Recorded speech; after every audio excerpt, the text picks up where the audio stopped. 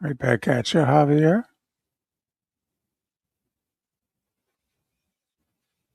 Who?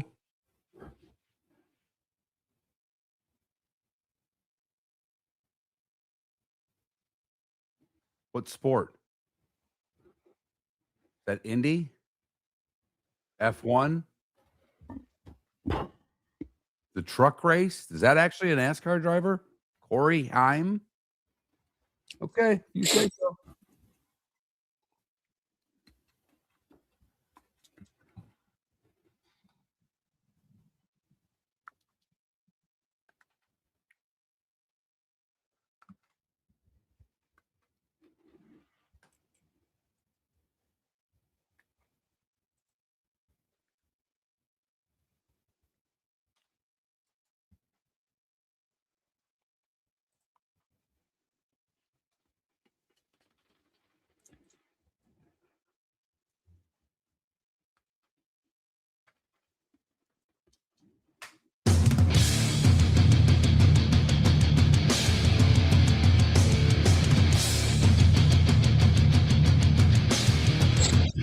You're listening to Miller and Moulton, coming at you from the Floormeister Studios. Floormeisters, keeping it real.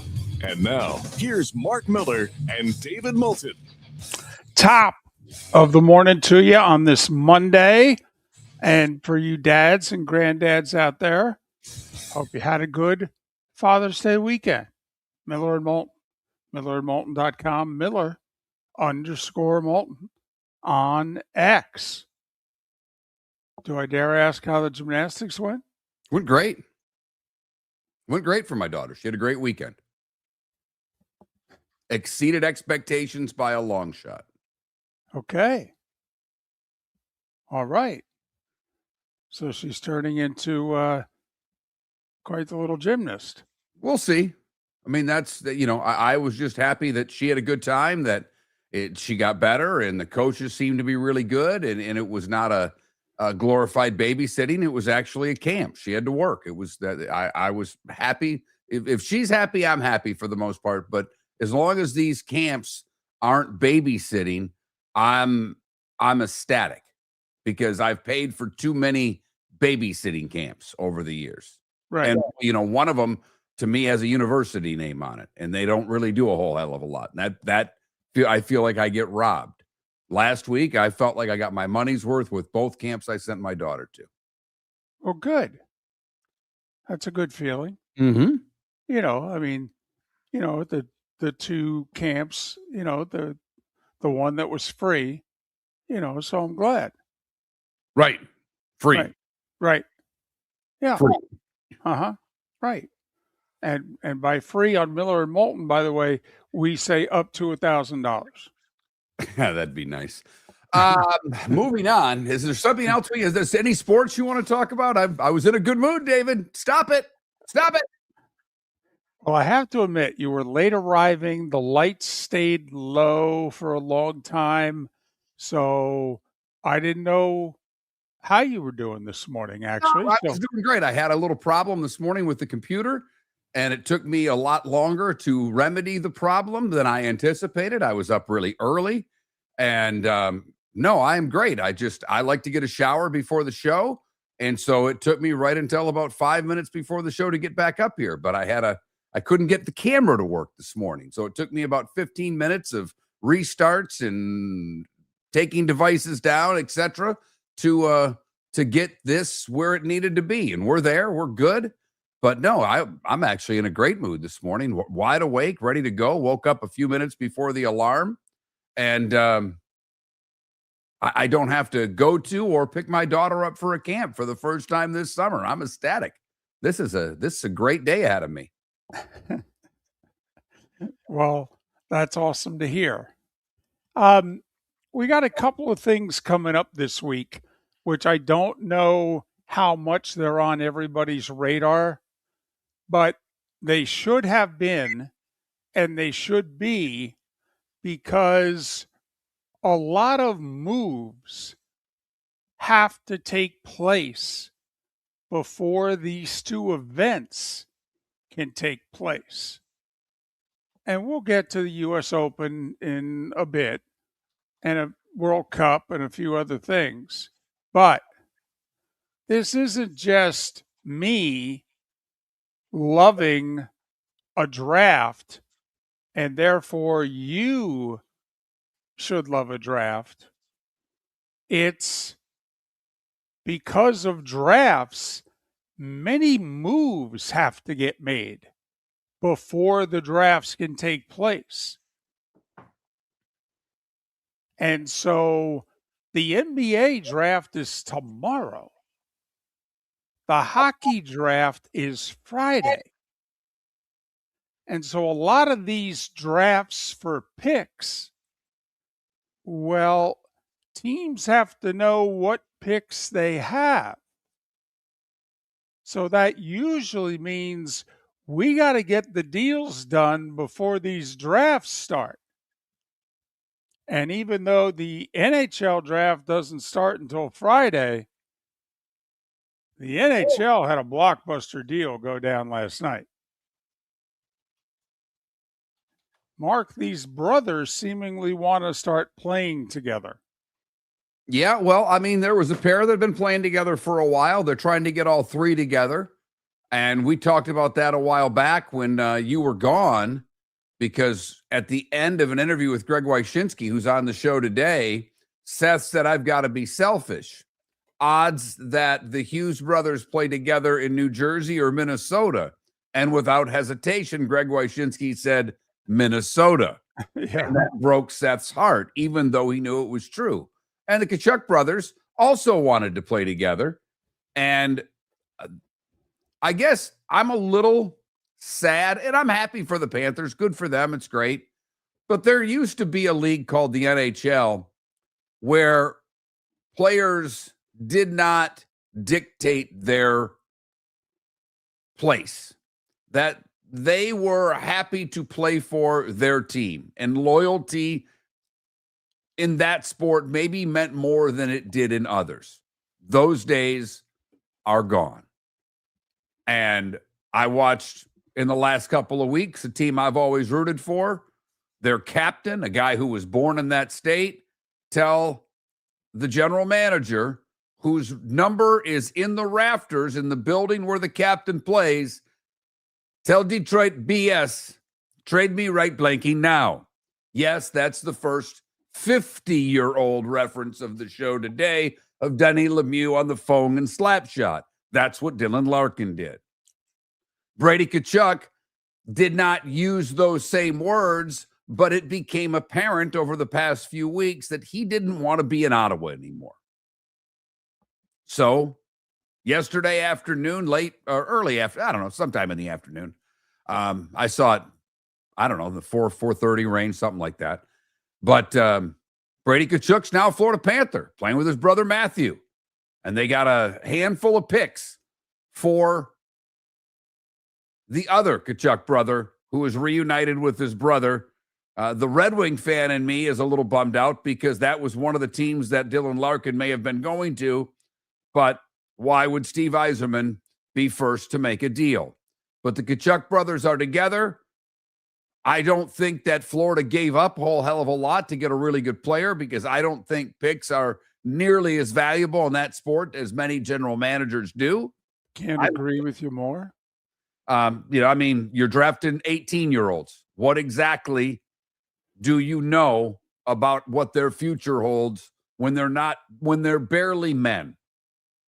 So a handful of picks go to Ottawa. Ottawa felt like that's the most that they could get for their star, and it gave him the opportunity to play with his brother in Florida. Oh, by the way, Barkov missed all of last year with an injury. Holy crap, is this team back? Now, they're not the youngest team in the league, although they just got younger, because the Tkachuk they acquired is 26, who's teaming up with his older brother, who's 28. But they got about 5 key starters who are 30. And by NHL standards, that's old. But by window standards as to how long this group can compete for the cup, I'd say it's at least 2 years. Now, Mark, the other thing that goes into this. Now, I will say the reports are that there were 4 or 5 teams in the mix, and Ottawa chose the Panthers' offer. If that's the case, then, man, I want to see the other offers because I'm with you.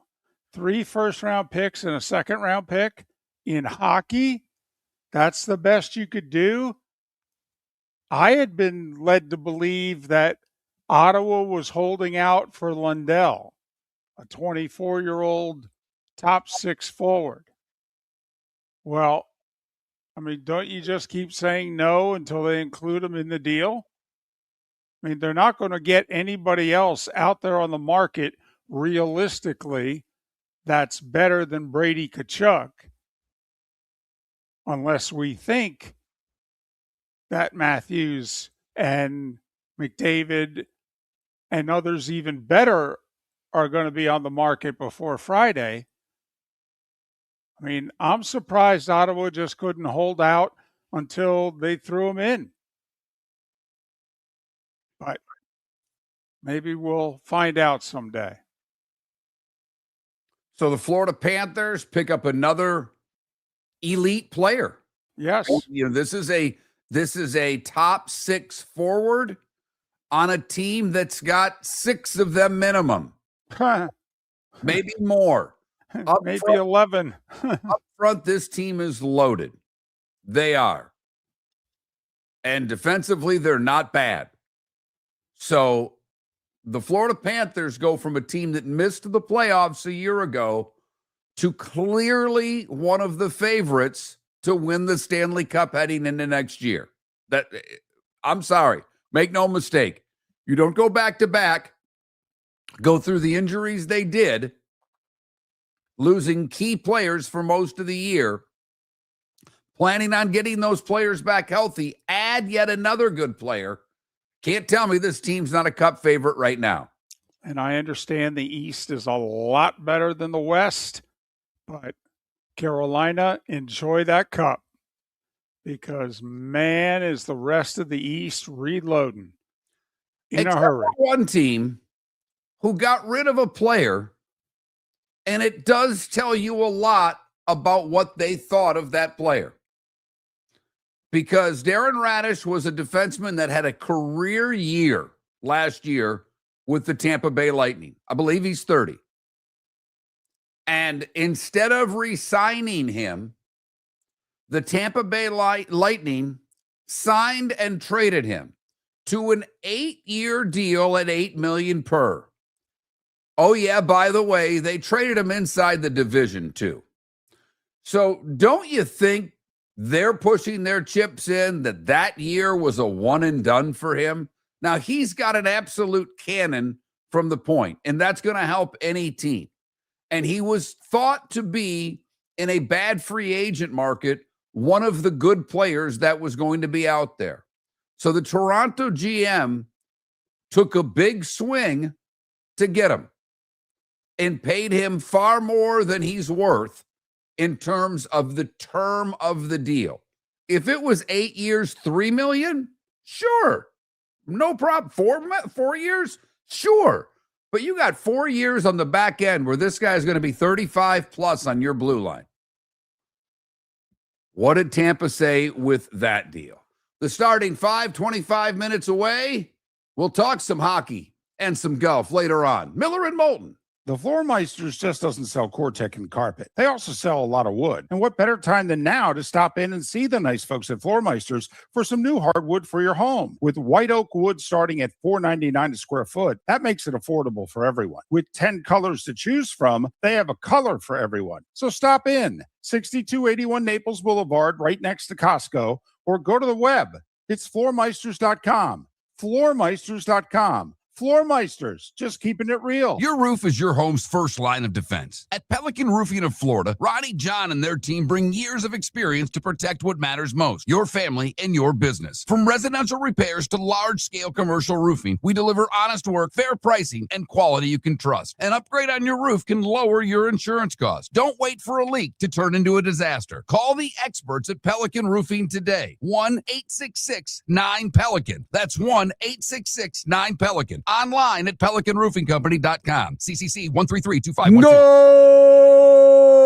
This summer, there's only one place to experience the roar of the World Cup at the British Open Pub in Bonita Springs, your World Cup headquarters, where the team is bringing every match live, full sound on every TV across the patio, with daily food and drink specials from the opening match on June 11th through the final on July 19th. Catch the electric atmosphere for every England and USA match and all the matches in between at the British Open Pub, Bonita Springs, at the shops of Pelican Landing, where the World Cup comes alive. American Paint Supplies is your one-stop shop for all your coating needs and has been for 30 years. American Paint Supplies is also your #1 Festool dealer in Southwest Florida. If you are a builder, cabinet maker, painter, or power tool enthusiast, Festool craftsmanship can be found at American Paint Supplies. Celebrating 30 years of service, and Festool is celebrating 100 years of excellence. Come to American Paint Supply for a perfect pairing of service and expertise on 6100 Shirley Street, Naples, off of Pine Ridge, or online at AmericanPaintSupplies.net. This is Miller and Moulton.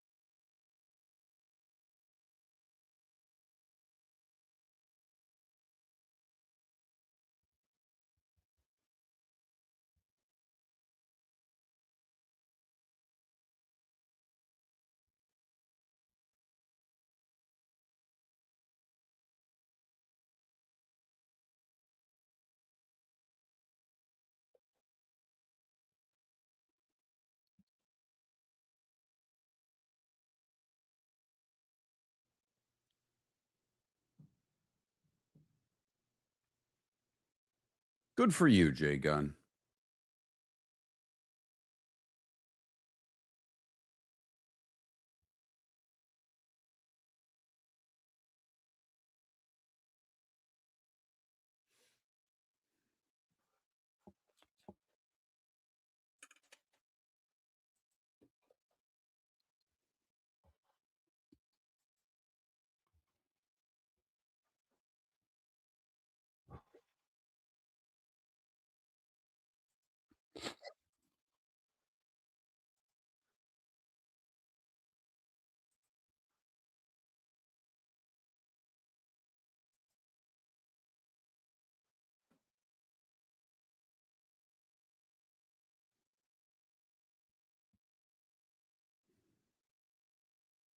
I pride myself and think of myself as a man of faith.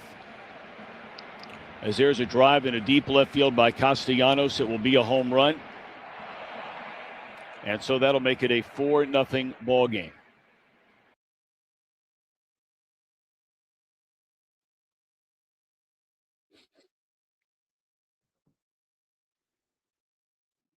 Are you just playing that to play it, or is today the anniversary? No, just playing it to play it.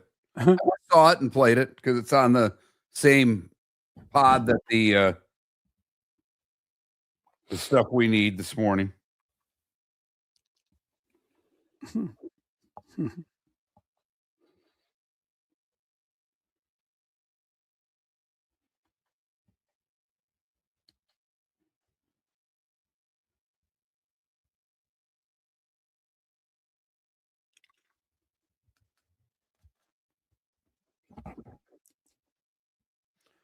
Thank God your Mets won the first game of that series because the other two were on national television and they weren't competitive. Nope. Mets picking up exactly where they left off last year. When they went in the tank last year, they were giving up tons of runs very early. We were at dinner Saturday night, and my wife even commented. She goes, "Is that really 11-1 or whatever it was?" Yes, it is. Well, I'm glad you did. That's wonderful, Paula.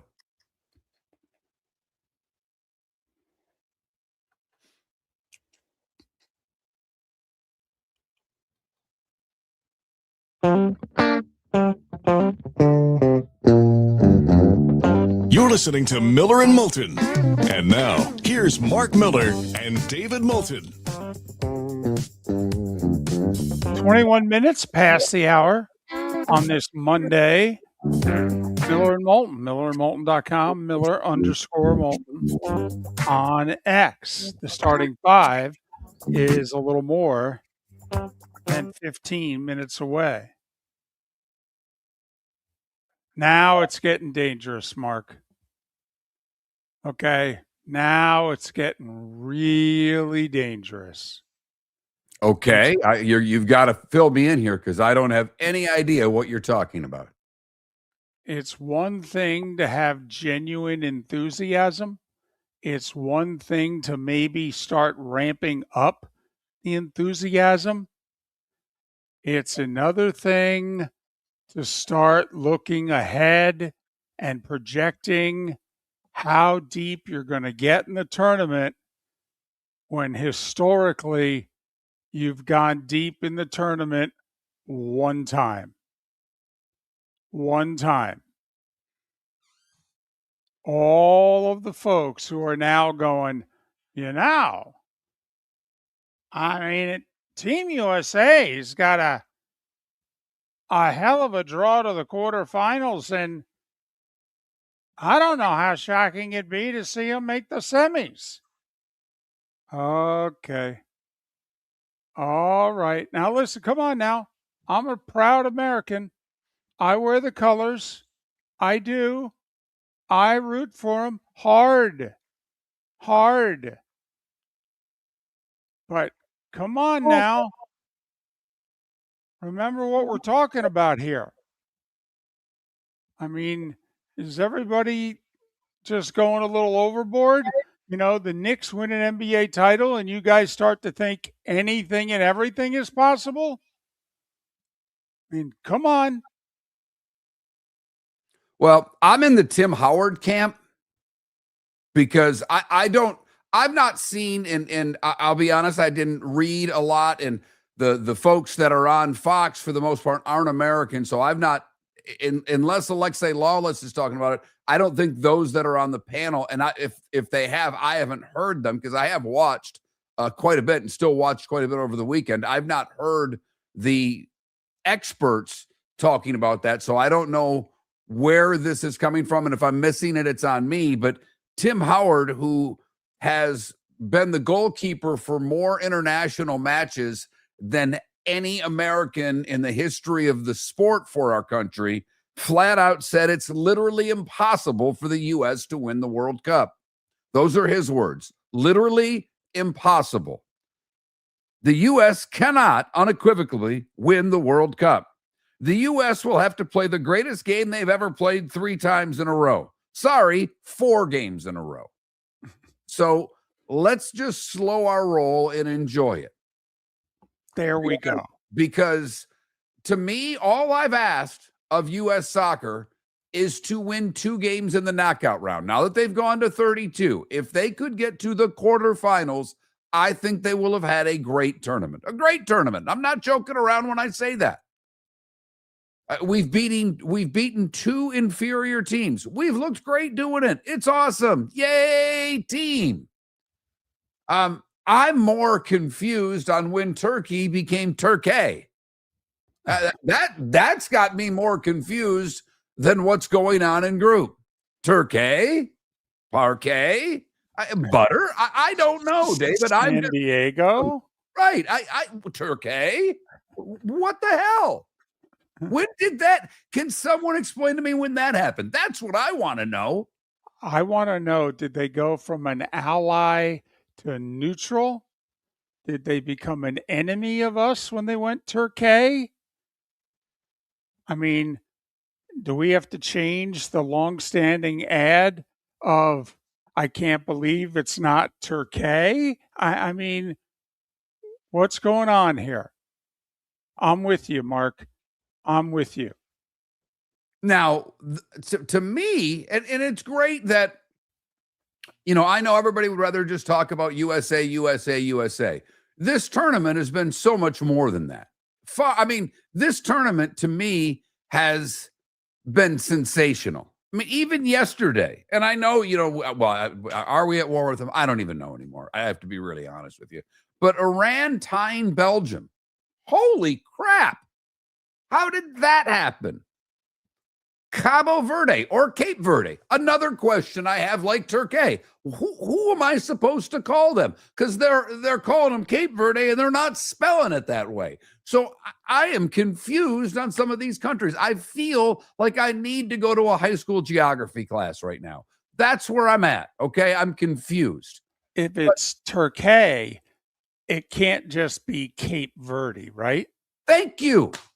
I made a really nice salsa verde last week. It was delicious.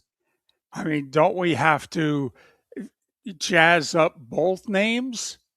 Okay, isn't this like when I was 7 and I took a look at the sign, okay, and thought it was a filet mignon, okay, and then mom had to go, no, we jazz up both names. What?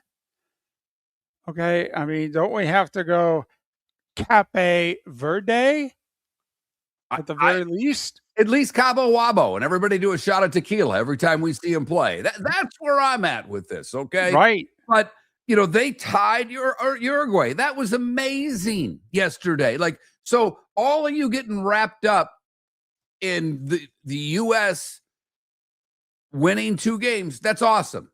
I hope you're watching more because to me, if we want to talk about this tournament, there are far greater things to talk about than the U.S. beating 2 teams they were supposed to beat.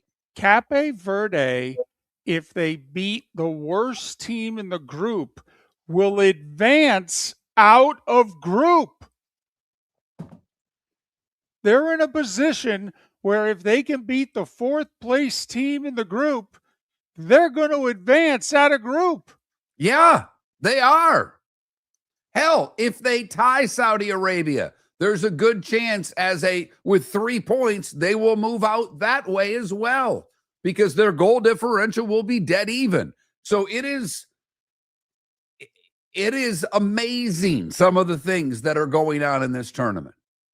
And I think more importantly, the U.S., and I don't mean the team that's on the pitch, I mean the country in which we live, is being seen in a way that it hasn't been seen internationally. And I know the majority of you don't give a damn, and I get it.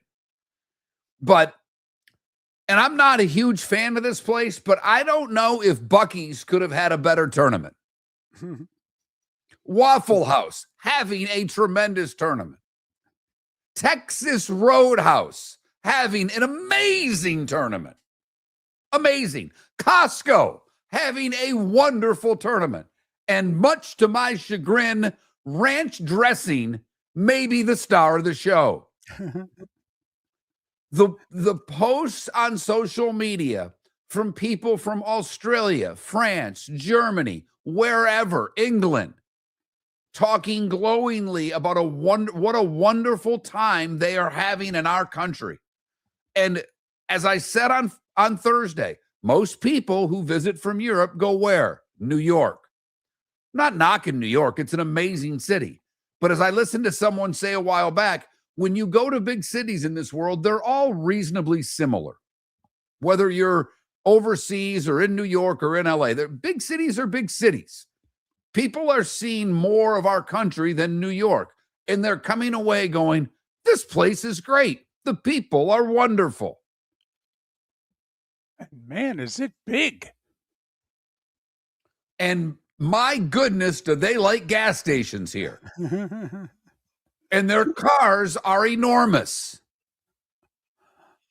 So Man, these gas stations are versatile. The U.S. is having a hell of a tournament, and that's beside the fact that the soccer team is 2-0 and has won their group. So it has been a terrific World Cup. The group was far better than I ever anticipated because some teams are doing things that were not expected of them, and actually some good teams are a little bit below expectations. But let's slow the roll on the U.S. going to the semifinals. Thank you. Let's win a game in the knockout round first. Thank you.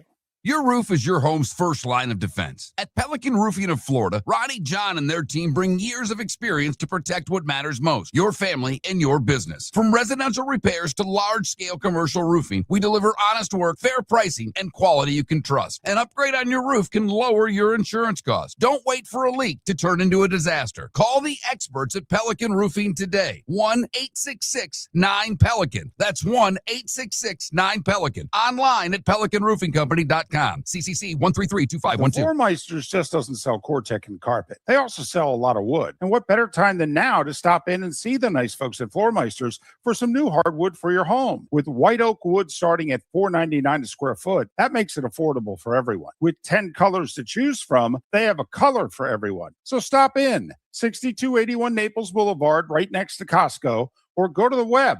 It's floormeisters.com.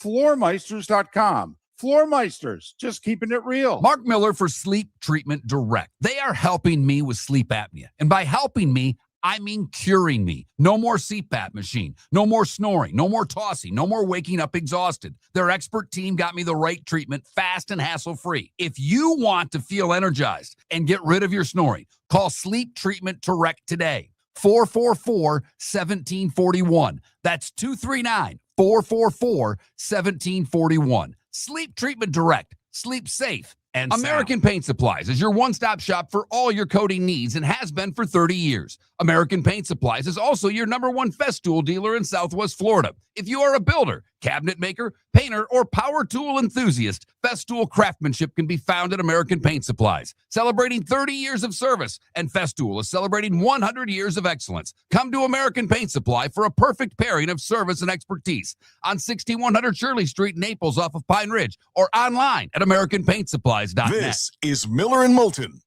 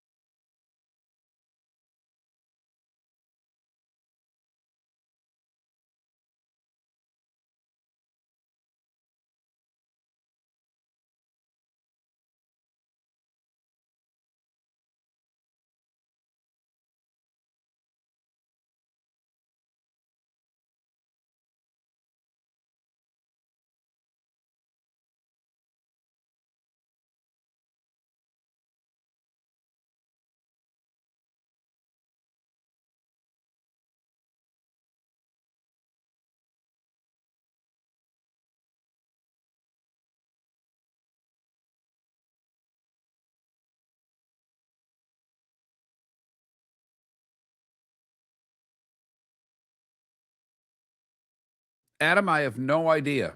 I know if I were a sponsor of those stadiums, I wouldn't be happy because they can't use the sponsor name. Spend all that money to get a naming rights deal, and it's New York, New Jersey Stadium, Boston Stadium, LA Stadium, etc.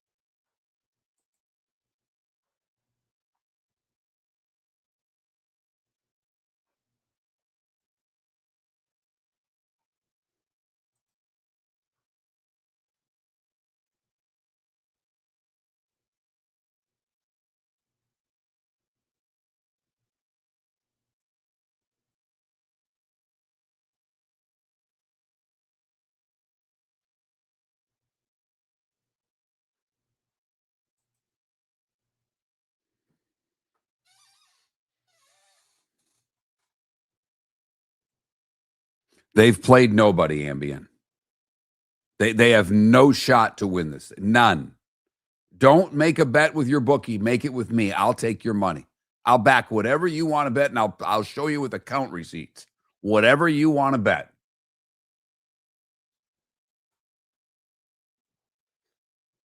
We've played Paraguay and Australia, for crying out loud. They're not soccer powers.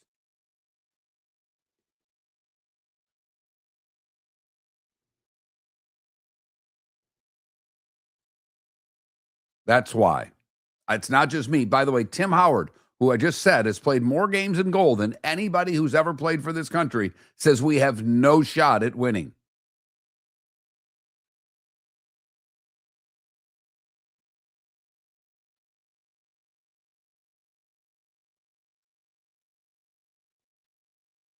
If we get to the round of 8, it will be a miraculous tournament.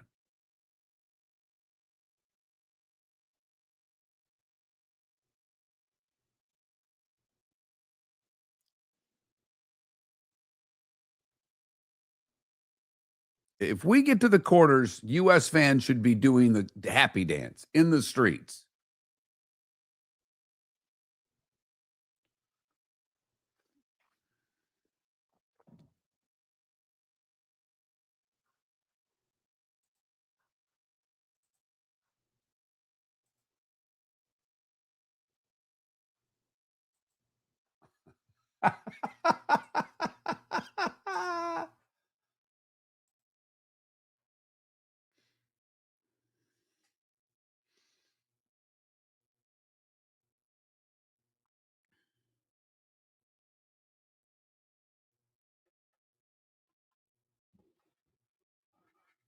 And DC, I said well before this tournament starts, if we get there, that would be amazing.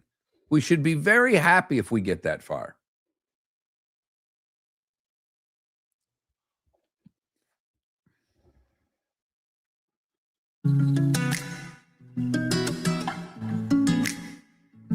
Welcome back to Miller and Moulton. Text the guys what's in your mind at 21,000.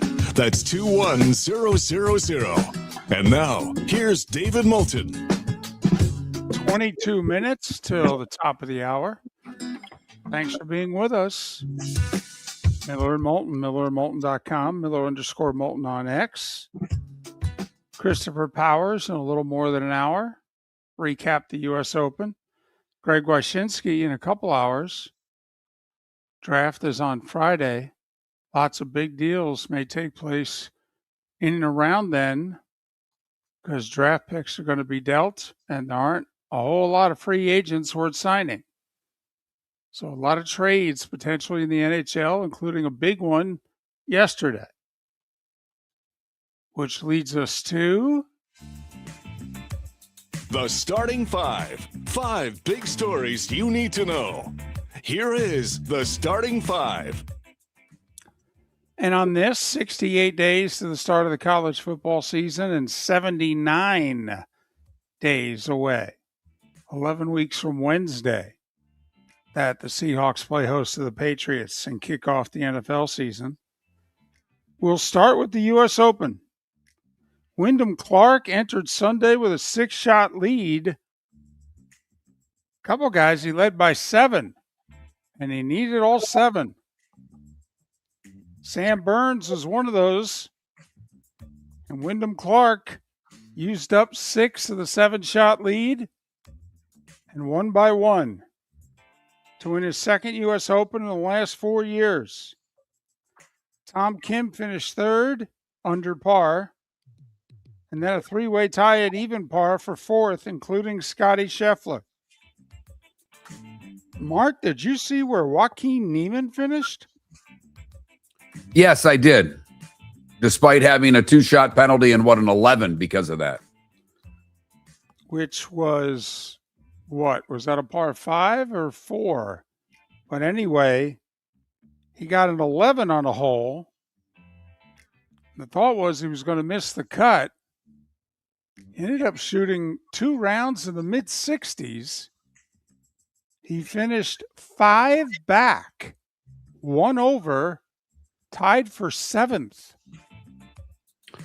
And if he wouldn't have thrown the club, he would have finished tied for third, and he would be exempt from the Masters, because that's what top 4 gets you. Right. But since he's an LIV guy and his world golf ranking isn't good enough, the controversial throwing of the club penalty, which they didn't give to anyone else, and there were others who threw their club, John Rahm, just making note. By the way, had to mention this. LPGA Tour was in Michigan for the Meyer Classic, which, by the way, on the LPGA Tour, the players love it. They get treated like it's a major. Big crowds. All right. Anyway, Lottie Woad is a young English woman who's going to be the next great female golfer. She had 18 to 20 inches to tap in to win the Meyer Classic yesterday. She missed it.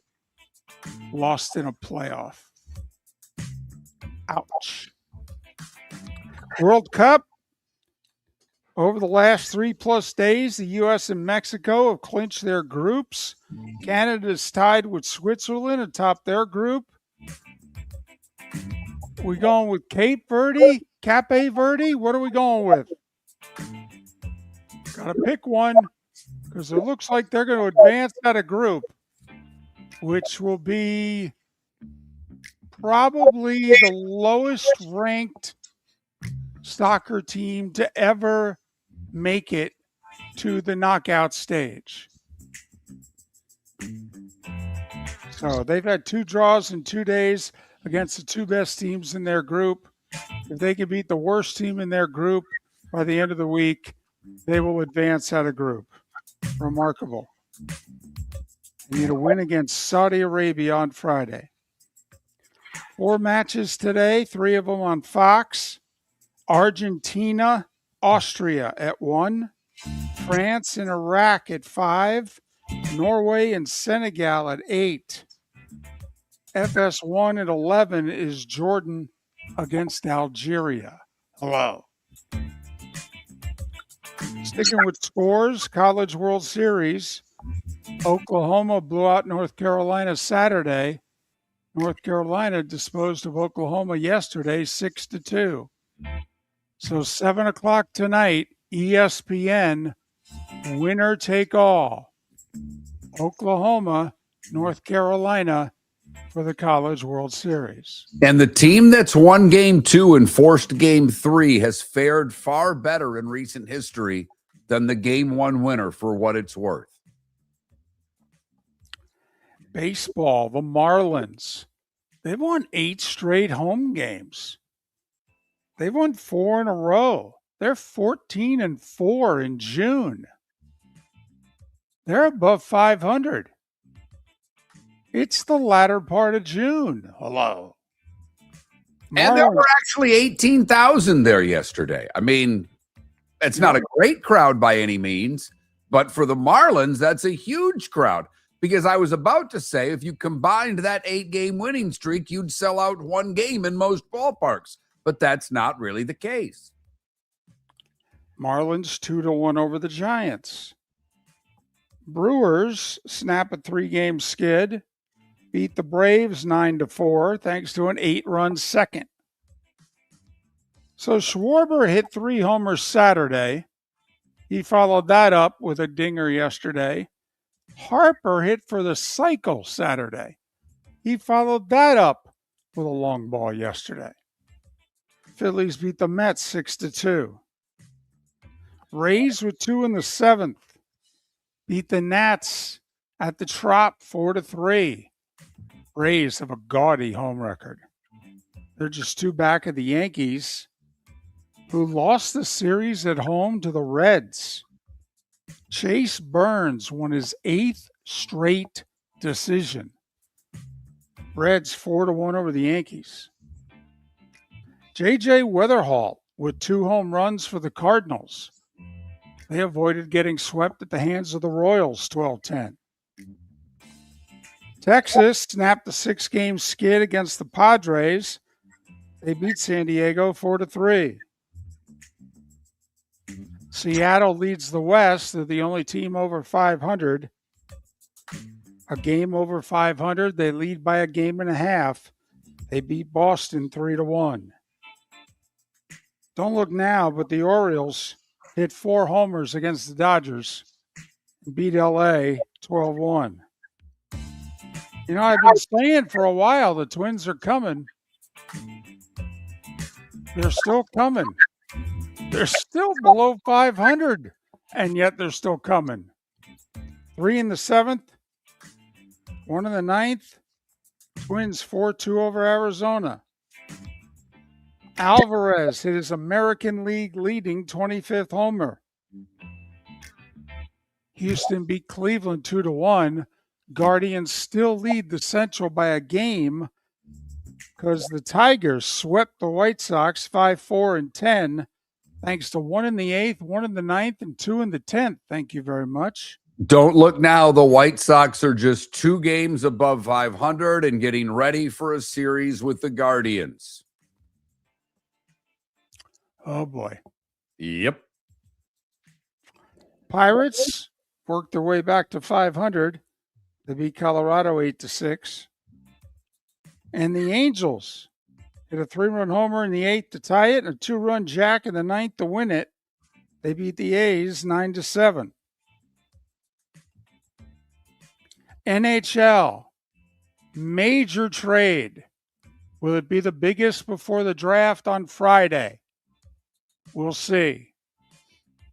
Brady Tkachuk goes from Ottawa to Florida.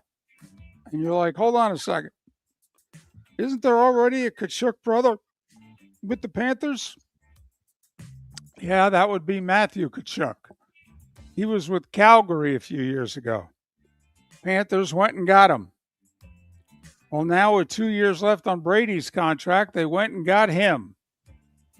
Matthew's 28, Brady's 26. But Mark, I'm just wondering, does that make Edmonton? Does that make Toronto?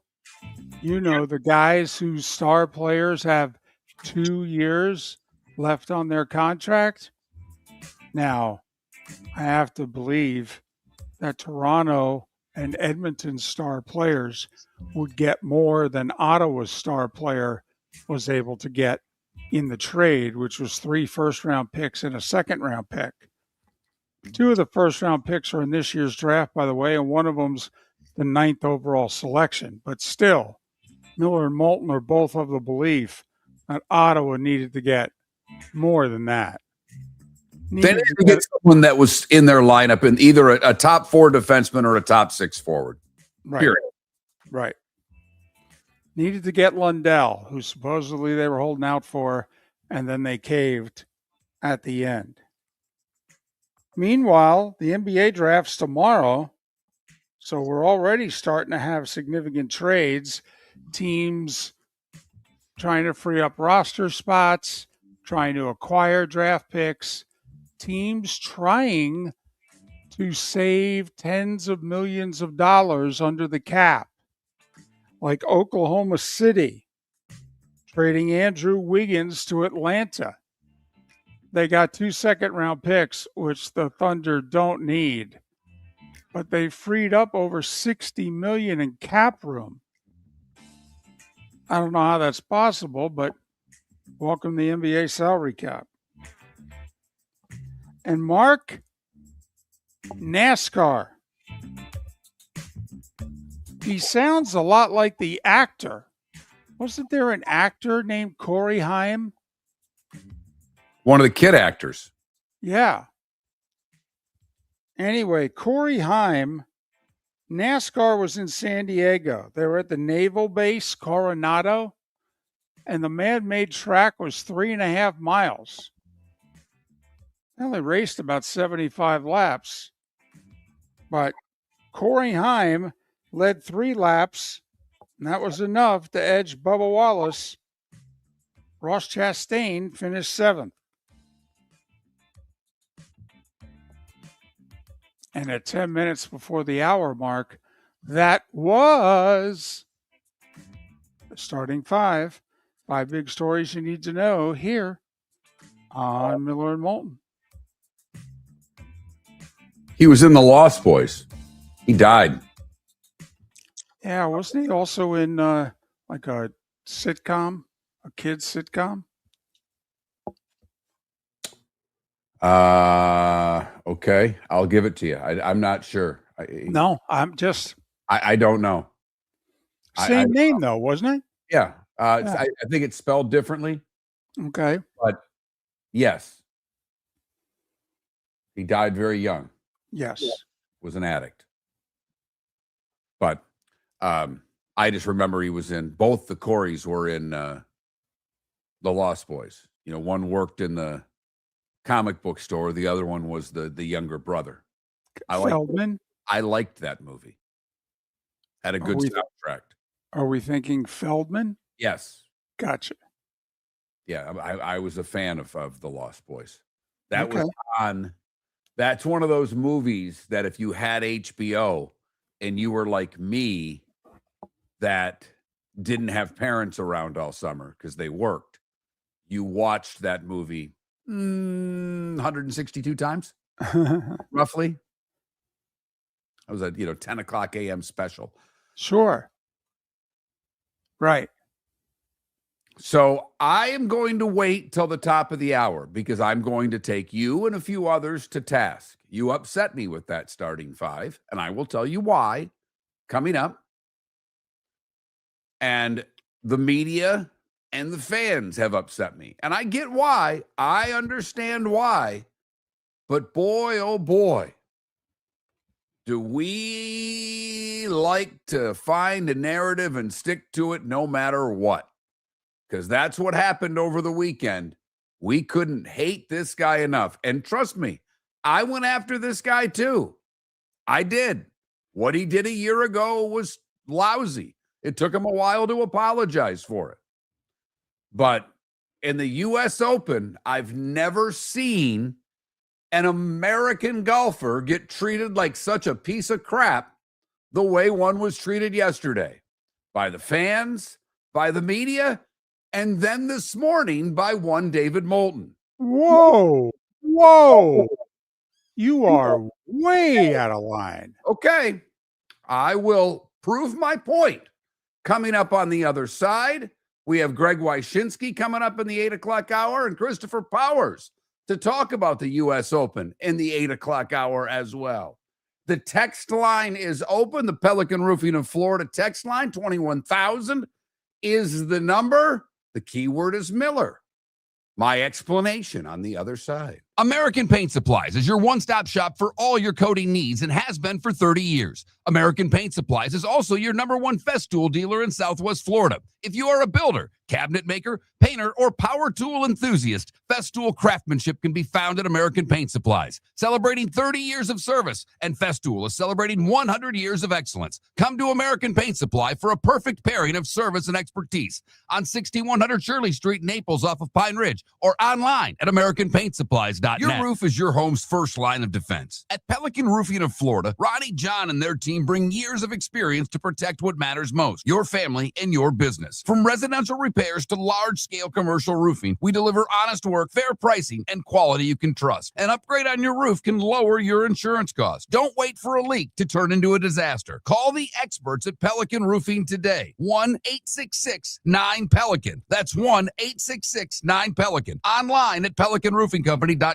CCC 1332512. Floor Meisters just doesn't sell Cortec and carpet. They also sell a lot of wood. And what better time than now to stop in and see the nice folks at Floor Meisters for some new hardwood for your home. With white oak wood starting at $4.99 a square foot, that makes it affordable for everyone. With 10 colors to choose from, they have a color for everyone. So stop in, 6281 Naples Boulevard, right next to Costco, or go to the web.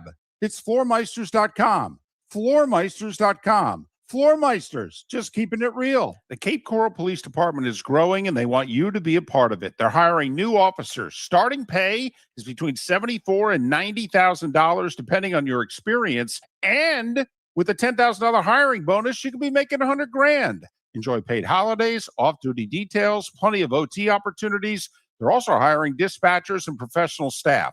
So go to capecops.com. capecops.com. Be brave, be best, be Cape. Mark Miller for Sleep Treatment Direct. They are helping me with sleep apnea. And by helping me, I mean curing me. No more CPAP machine. No more snoring. No more tossing. No more waking up exhausted. Their expert team got me the right treatment fast and hassle-free. If you want to feel energized and get rid of your snoring, call Sleep Treatment Direct today. 444-1741. That's 239-444-1741. Sleep Treatment Direct. Sleep safe and sound. No!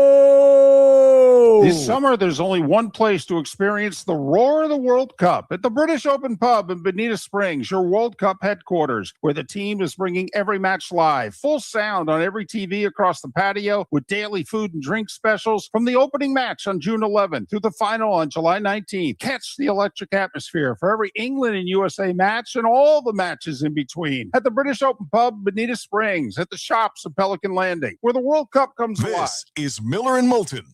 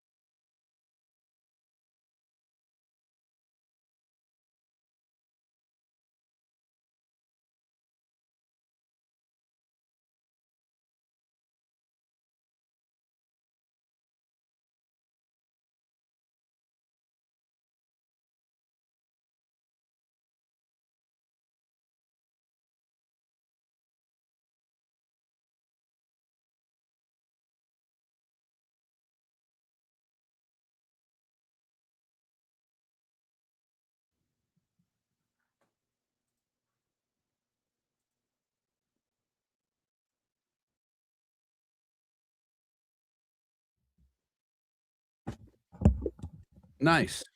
Nice, Javier.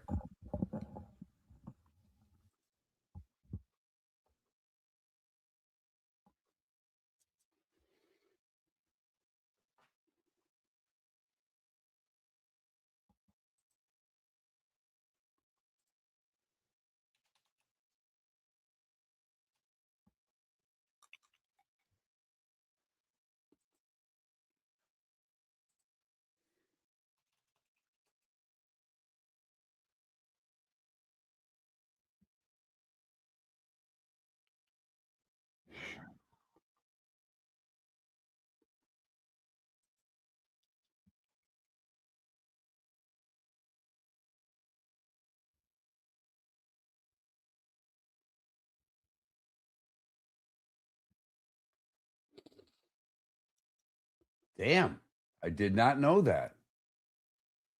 And part of the reason I liked the movie because she was hot.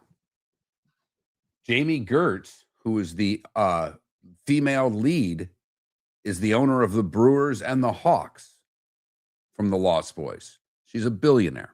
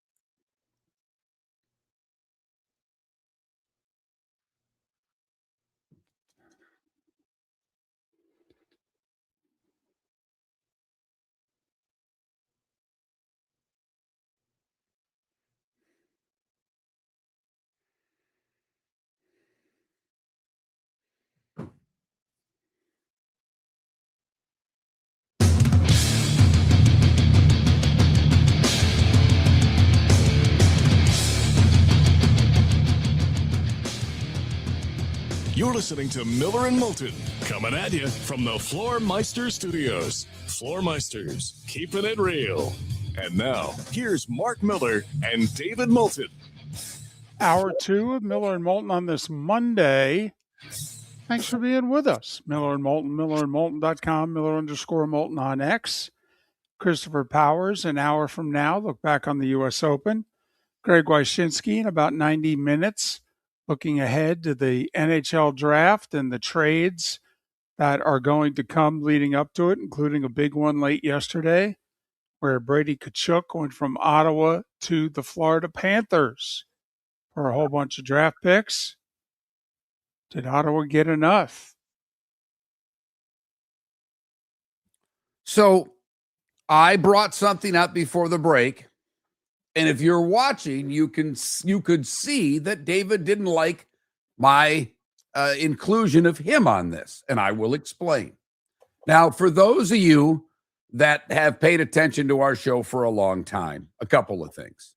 One is, unless one of us speaks up before a segment, David starts, and we kind of just go with the direction he wants. If I've got something I want to say, I'll tell David before the break, hey, I've got something. So we started out and we talked a little hockey, and then we talked a little World Cup before David did the starting five. And I like the U.S. Open. David would rank it third or fourth as far as the majors. I don't know if you like the U.S. Open more than the PGA or if you put them one in the same. But I know you've spoke many times that it is not your favorite major for a variety of reasons, but mostly the USGA and how difficult they make the course, almost to the point of unfair. Well, they didn't do that at all this week. They let Shinnecock be the star. And it was. Turned out we only had 3 guys that broke par. After, like 20 of them broke par the first day. I think there was like 19 guys under par. So when David did the starting five, here are things that got more airtime than Wyndham Clark winning it. Joaquin Niemann, a guy that finished over par. The LPGA Tour, and Andrew Wiggins. And that basically is how he was treated yesterday, not only by the media covering the tournament, but by the crowds at Shinnecock. And I get it. He broke a locker and acted like a horse's ass. And I was all over him a year ago when that came out. All over him. He has on several occasions now said what a jerk he was. And if you don't want to forgive him, that's fine. You don't have any obligation to forgive Wyndham Clark for acting like a horse's ass, because he did. He even talked about it yesterday, that he still feels horribly about it. And I give Mike Tirico credit for bringing it up and bringing up how he was treated by the fans, because yesterday for 18 holes, he had to grind through a tournament where everyone was rooting against him. Everybody, with the exception of his group. I mean, his friends, his family, his dad showed up. And I put a post up on X last night. I get they don't like him, but wow, they've treated Clark horribly. He is an American at the U.S. Open. One of the responses from someone who doesn't use a real name on X said, who the blank cares what nationality he is? This isn't the Ryder Cup or the Olympics. He's a douchebag. Okay. And then another X poster said the guy is unlikable. Okay. I mean, it was just a week ago at the Canadian Open that he decided to pour out his love of country by wearing a Jack Hughes jersey on the hole they make like a hockey rink in Canada and make a birdie. I thought that might win some points. It obviously didn't. Did with us. The crowd we noticed it. Yeah. Okay. Thought it was great. Thought, hope he's on the President's Cup team. Hope he, wears one of the jerseys one of the days. Let's have more of it. But he was certainly, he was booed. They cheered when he hit shots in the bunker. he was harassed all the way around the golf course yesterday and shot a 3 over. If it wasn't for Stan Burns shooting a 3 under par, he does win that tournament going away. Yep, he gave 3 back. He didn't cough up a 7-stroke lead. He coughed up 3 after playing, some up and downs for 2 days that were unbelievable. What he did on the par 5 yesterday out of the fescue to make birdie was remarkable. The up and down he made, I think it was 4, when he basically shanked a shot out of the fairway bunker and was able to get up and down from, the other side of Long Island. That was amazing. I was surprised it wasn't brought up yesterday. I reached out to a couple of friends and said, this is exactly what Goosen did to beat Phil. Okay. The pars and the birdies, okay, particularly Saturday. My goodness, the up and downs that he had on Saturday were world class up and downs. Only one he didn't make all day was on 18 Saturday. But I get going after a European player in the U.S. Open. I do have trouble in our national championship to treat an American like a pile of crap. And we did yesterday. You want to say it's a New York crowd? Great. He's an American. Scotty Scheffler's not from New York. There wasn't a New Yorker that was in contention. The Knicks weren't playing, nor were the Yankees or the Rangers. You wanted to get all over, and by the way, they tried to get over Rory, and he lit up. Perfectly lit up one of the fat New York fans. Looked right at him and made a motion about how fat the guy was. Way to go, Rory. That's how you get back at a heckler. Hey, so for whatever reason, none of you like Wyndham Clark. I understand what he did last year at the U.S. Open. I spent time last night looking up what else he's done. Now, he's had a bit of an attitude when he's not played well, but there's not a controversial thing he's done outside of beating up the locker room last year at Oakmont. And he was a jerk. There's no two ways about it. But I thought the way he was treated on the course, I thought the media didn't recognize him to even have a shot at winning until he won.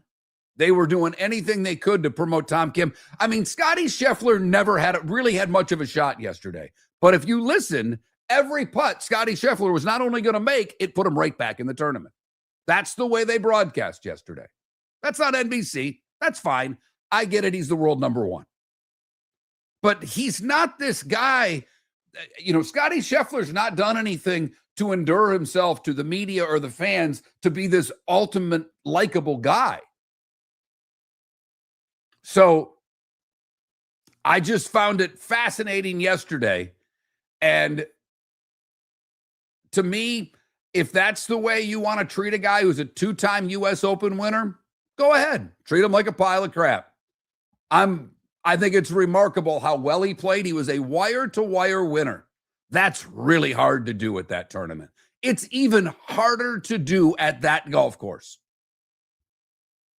And it should be recognized. As someone who loves the game of golf and as someone who loves that tournament, I thought he was sensational. And I thought having to fight the crowd yesterday, and he shot 73, wasn't his finest hour, but he got it done. How much of the crowd's reaction do you think was them just wanting a golf tournament to root for? Do you think they would have done it if Scotty Scheffler had been in the lead by 6? Okay. Let's pick some of the other guys. JT Poston. Okay. It's a simple question. How much of it do you think was they showed up, they were going to get a Sunday of golf. At some point in time, they wanted it to be interesting. So they were rooting against the guy with the 6 and 7 shot lead just to see how interesting it could get.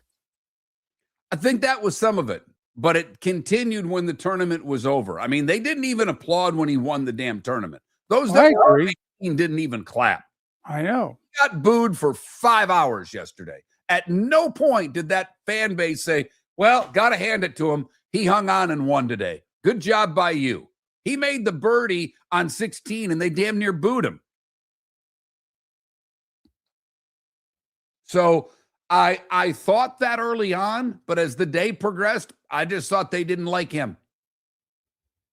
Because it's not like Sam Burns is a household name. No. And you would have thought he was Nicholas the way they were cheering him on. So I get it. Everybody hates him.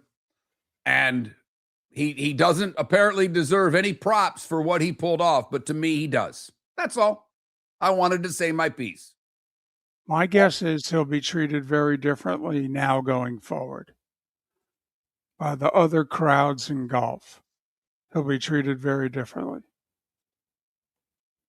That he will have won a bunch of people over by winning a second U.S. Open and by winning it the way he did. That's my guess. So that's just how I felt yesterday and a little bit this morning, and I wanted to share it. I will give our audience props, by the way. Haven't had a chance to pick up on this, but the texters, when we were talking about Turkey and their spelling and their pronunciation, one texter says, a few years ago, they went back to traditional spelling and it's no longer the King's English, I guess. Another much sharper person said, isn't that the Canadian pronunciation, Turkey? I like that. Well done, sir. Well done. Well played. But Wyndham Clark now has won 2 U.S. Opens. I believe there are 24 golfers who have won that tournament 2 times. But to win your second at Shinnecock and to do it by going wire to wire, incredibly impressive.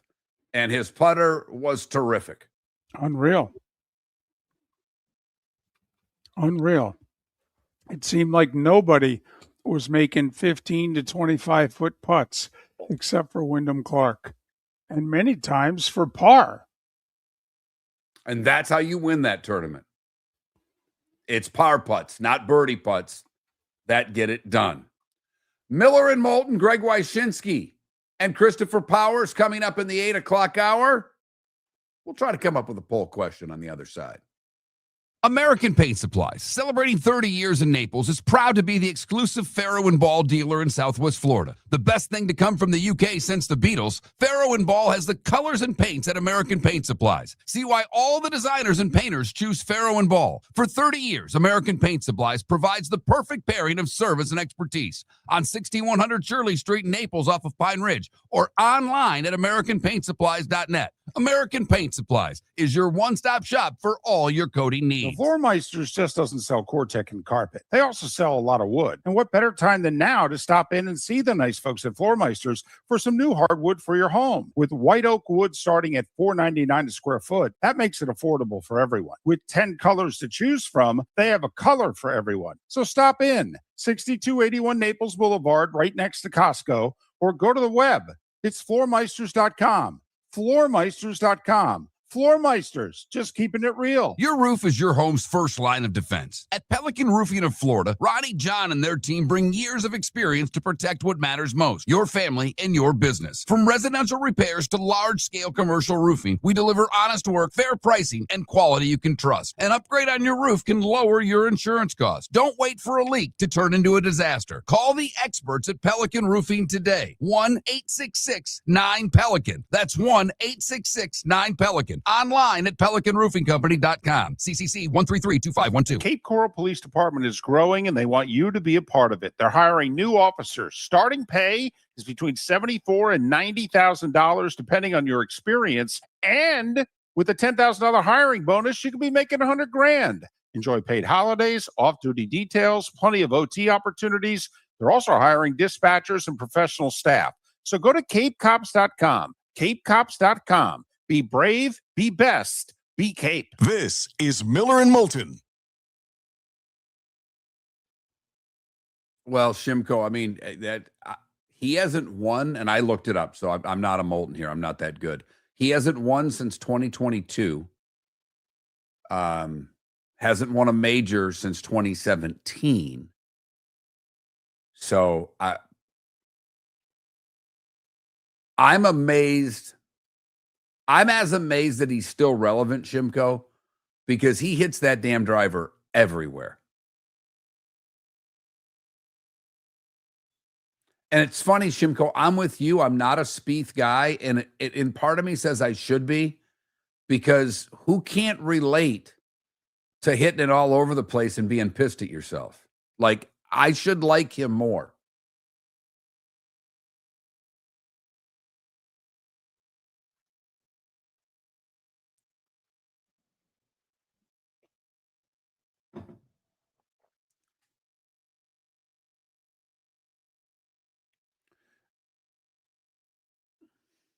It's funny, Shimko. You know what's interesting, and I didn't know this either. He's never been a great putter inside of 10 feet. Where he was great was 10 feet and beyond, if you know what I mean. Like, the stats back up that he's, from like 10 to 20 feet, he was amazing. Inside of 10 feet, he was average. Not bad, but just, you think he's this, but he didn't make as many short putts as one would think for how good he was from long, or good he is from longer distances. Well, he's going to have to start drinking a little more for that, Adam, but I see what you're saying. But Daly was lightning in a bottle a couple of times. I mean, that's really...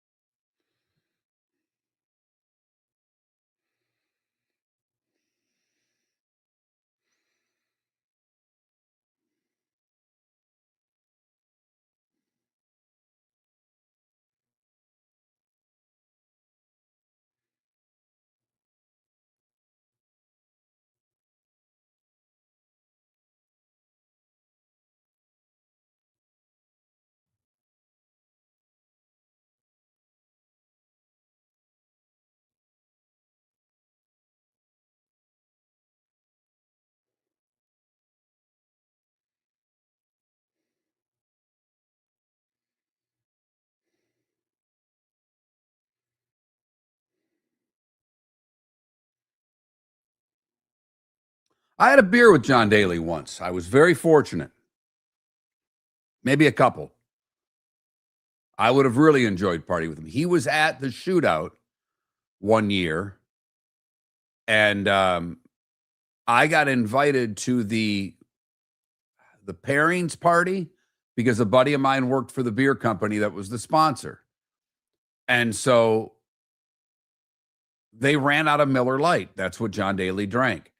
And Chris Zio's his name. And Z knew the F and I think she was like number 3 in F&B at the Ritz. It's like, I need a Miller Lite. And she looked at him like, are you seriously asking me for a beer right now? He's like, it's for John Daly. So she went and got us a handful of Miller Lights. And Chris just goes, go give him the beer. He didn't want to give it to him. So Daly's now holding court with about 10 people. And I walk up and I whack him on the arm. And he turns and kind of looks at me, who's this? And I just went, here. And I handed him a Miller Lite and I walked away. And the rest of the time, people are telling their stories. He finished what he was saying, and he's looking around trying to find the guys that gave him the Miller Lite. And as soon as they were done talking, he marched over, man, thanks for the beer, and sat and BS'd with us for, 15, 20 minutes. He was great. Great guy.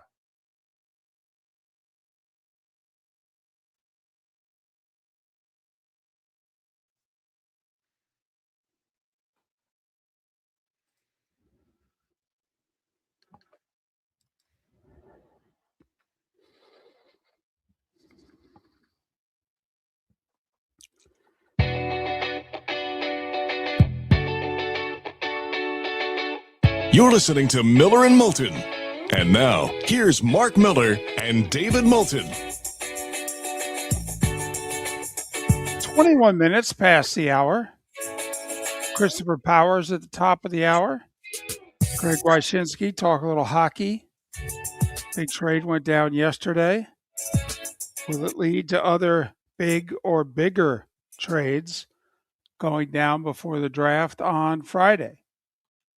We shall see. Miller and Moulton, millerandmoulton.com, Miller_Moulton on X. One other U.S. Open thing that I thought was fantastic that we've not brought up, but Miles Russell, the amateur, who played really well for, I think, Thursday, and then didn't, he made the cut. So look, that's impressive. A bunch of amateurs did, but he ended up not being low-am. Two guys tied for low-am, which always think that's fun that they get their props on TV. But Miles Russell on Sunday went to the USGA and asked them for a favor, which some may think's pretty bold for a 17-year-old kid to ask the USGA for a favor. But he is a very hotshot young golfer. He's considered the number one amateur under 18, certainly in the country, if not in the world. And all I really knew about him is how good he was, that he was able to be exempt. He got a sponsored exemption for a tournament once, and he's going to Florida State, and he's getting $1 million in NIL. I mean, that was really the amount that I knew about Miles. I don't know anything about the kid, but I'll give him props because he went to the USGA and he said, hey, because apparently your caddy's got to be, what we saw in Tin Cup when he fired Roy McIlroy there and grabbed you. Apparently at the U.S. Open, you can't do that. You couldn't fire your caddy mid-round and have someone from the gallery take your clubs. Apparently, you got to finish with your caddy. And he went to the USGA and said, hey, because his swing coach was his caddy for this. Tiger Woods' son caddied for him in the qualifier for the Open, and they qualified. But he brought a swing coach for this. And he just said, hey, is it okay if we go up to my dad on 18 and let him carry my clubs for the final hole? And he didn't tell his dad about it. And the USGA approved it. And on 18, he and his caddy walked up to Miles' father and gave him the bib. And he was able to walk down 18 with his dad.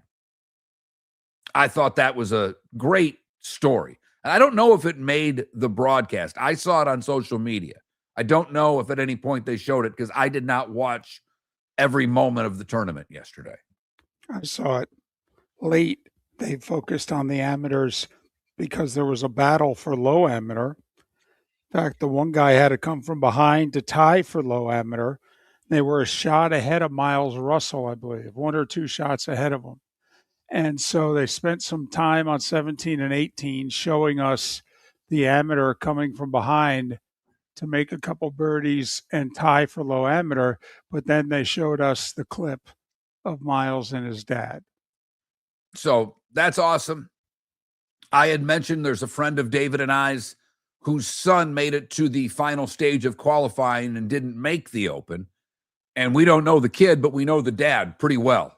He works with the Shootout and has for years in Naples, and they've treated us incredibly well over the years. And he got to caddy for his son for what they call the longest day in golf. And because any of us whatever sport we played, the majority of us looked to our father, and he was either the one that drove us or got us into it and helped make us whatever we were in that sport. So I just thought Miles doing that and, Taylor being able to do it for his kid in the qualifying, those are some special moments. And to do it on Father's Day, even better. Yep. It is the one thing that I do really love about the U.S. Open. It's why I do rank it ahead of the PGA. I love the fact that Sunday is Father's Day. Okay. And as someone who didn't have a close relationship with his father, but had a very close one with one of his grandfathers, we took in a couple U.S. Open Father's Days together. One which went down historically. And so, yeah, it makes the tournament feel different. It does. So a couple of other things, David, and I could probably get a poll question on Wyndham Clark out there. Do you still dislike him? Because you certainly did heading into Sunday. Did he win you back? But, I always look at this National Today calendar to see what today is. And there are two things that are today. Today is National Kissing Day. Who cares? It's also National Onion Ring Day. And David, I'm going to ask you this question. What odds are better? You getting a passionate kiss on National Kissing Day or you getting an onion ring on National Onion Ring Day? Well, considering that I would have to initiate both,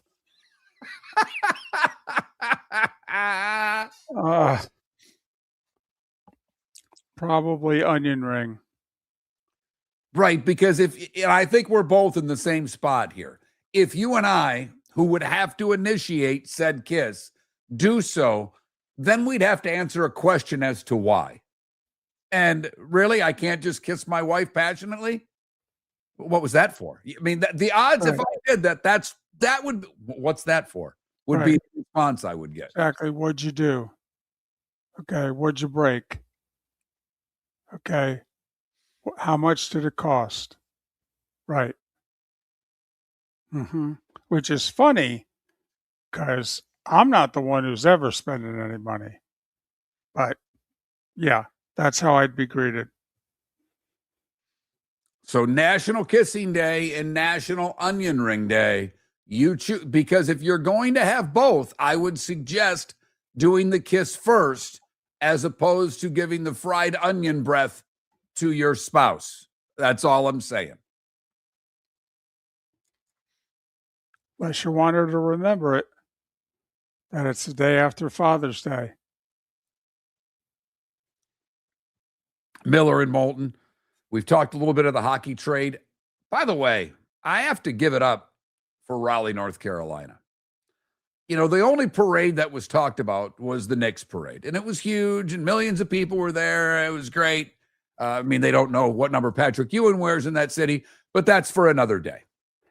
So, for those that don't know that, apparently on an official Knicks roster somewhere, there's this guy who played in like 2 games for 4 minutes, and they have him listed as number 33.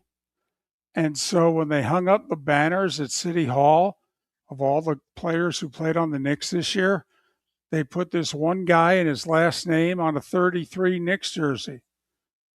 Well, obviously Patrick Ewing's the last person to wear 33. I mean, what the heck? And nobody was smart enough to figure that out before the embarrassing jersey was, propped up. Between that and the outfit the mayor's wife wore, a lot of embarrassment for City Hall. But Raleigh, North Carolina, when they won the Cup in 2006, beating Edmonton, they had a little party at the arena, and they were tailgating back then. And apparently around 30,000 people showed up at the party at the arena for the Stanley Cup. And then they had a parade, and apparently only 8,000 people showed up for the parade 20 years ago. They had 150,000 people at the parade. The city population is just a little over 500,000. The fact that, and I get it, it's not New York and it's not millions, but the fact that there was a sea of people, and Rod Brindamore, who won the Cup as a player, was at both, was astonished by how many people showed up. My son who lives in North Carolina, who actually graduated high school in Raleigh, said 2 of his buddies in Greenville, North Carolina, drove down for the parade. He goes, I had a bunch of friends that were there. That they've been able to turn Raleigh, North Carolina into a hockey town is one of the more amazing things I've seen from a sports standpoint in my lifetime. Well, McDonough brought it up with Ferraro. And Ferraro said, yeah, I played here in the opening days. He said, I never thought this was going to be a viable hockey market ever.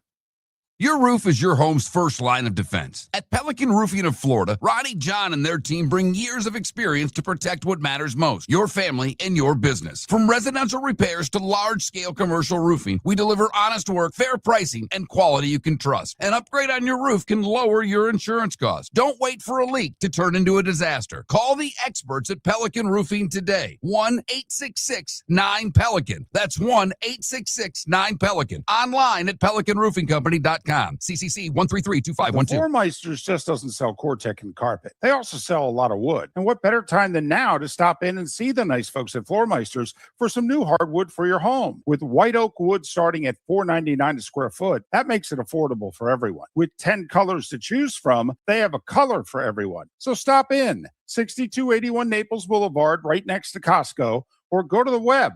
It's floormeisters.com.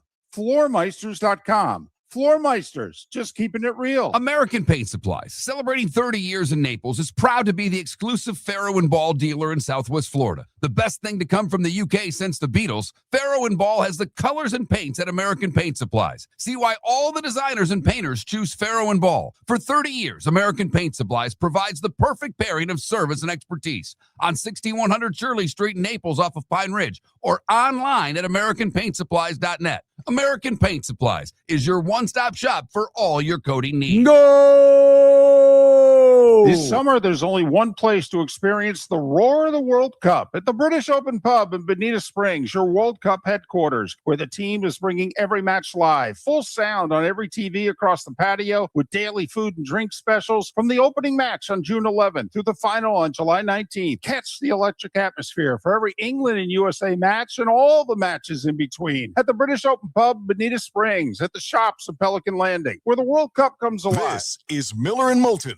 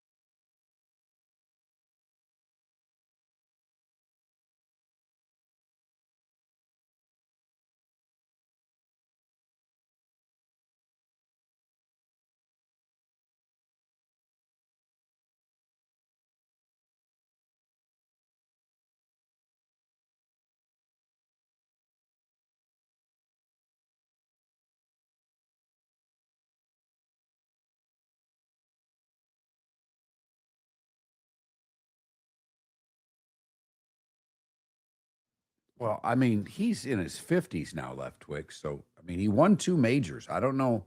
It's one of the great underdog stories of all time.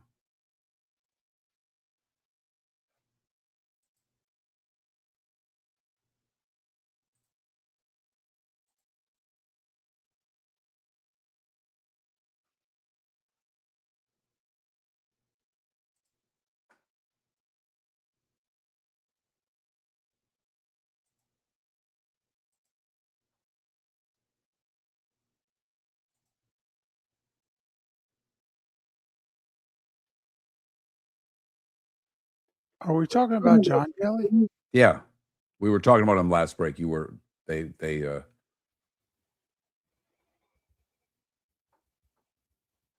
someone made a daily reference, and I was telling a story about when I met him.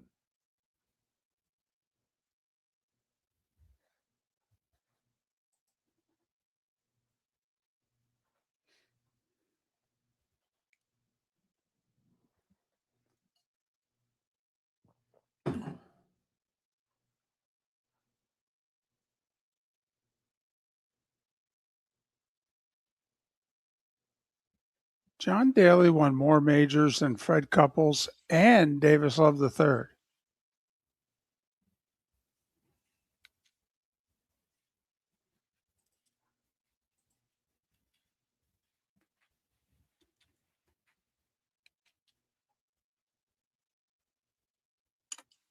Heard an old interview Floyd did years ago in which he talked about if you've won one major, you don't belong in the World Golf Hall of Fame.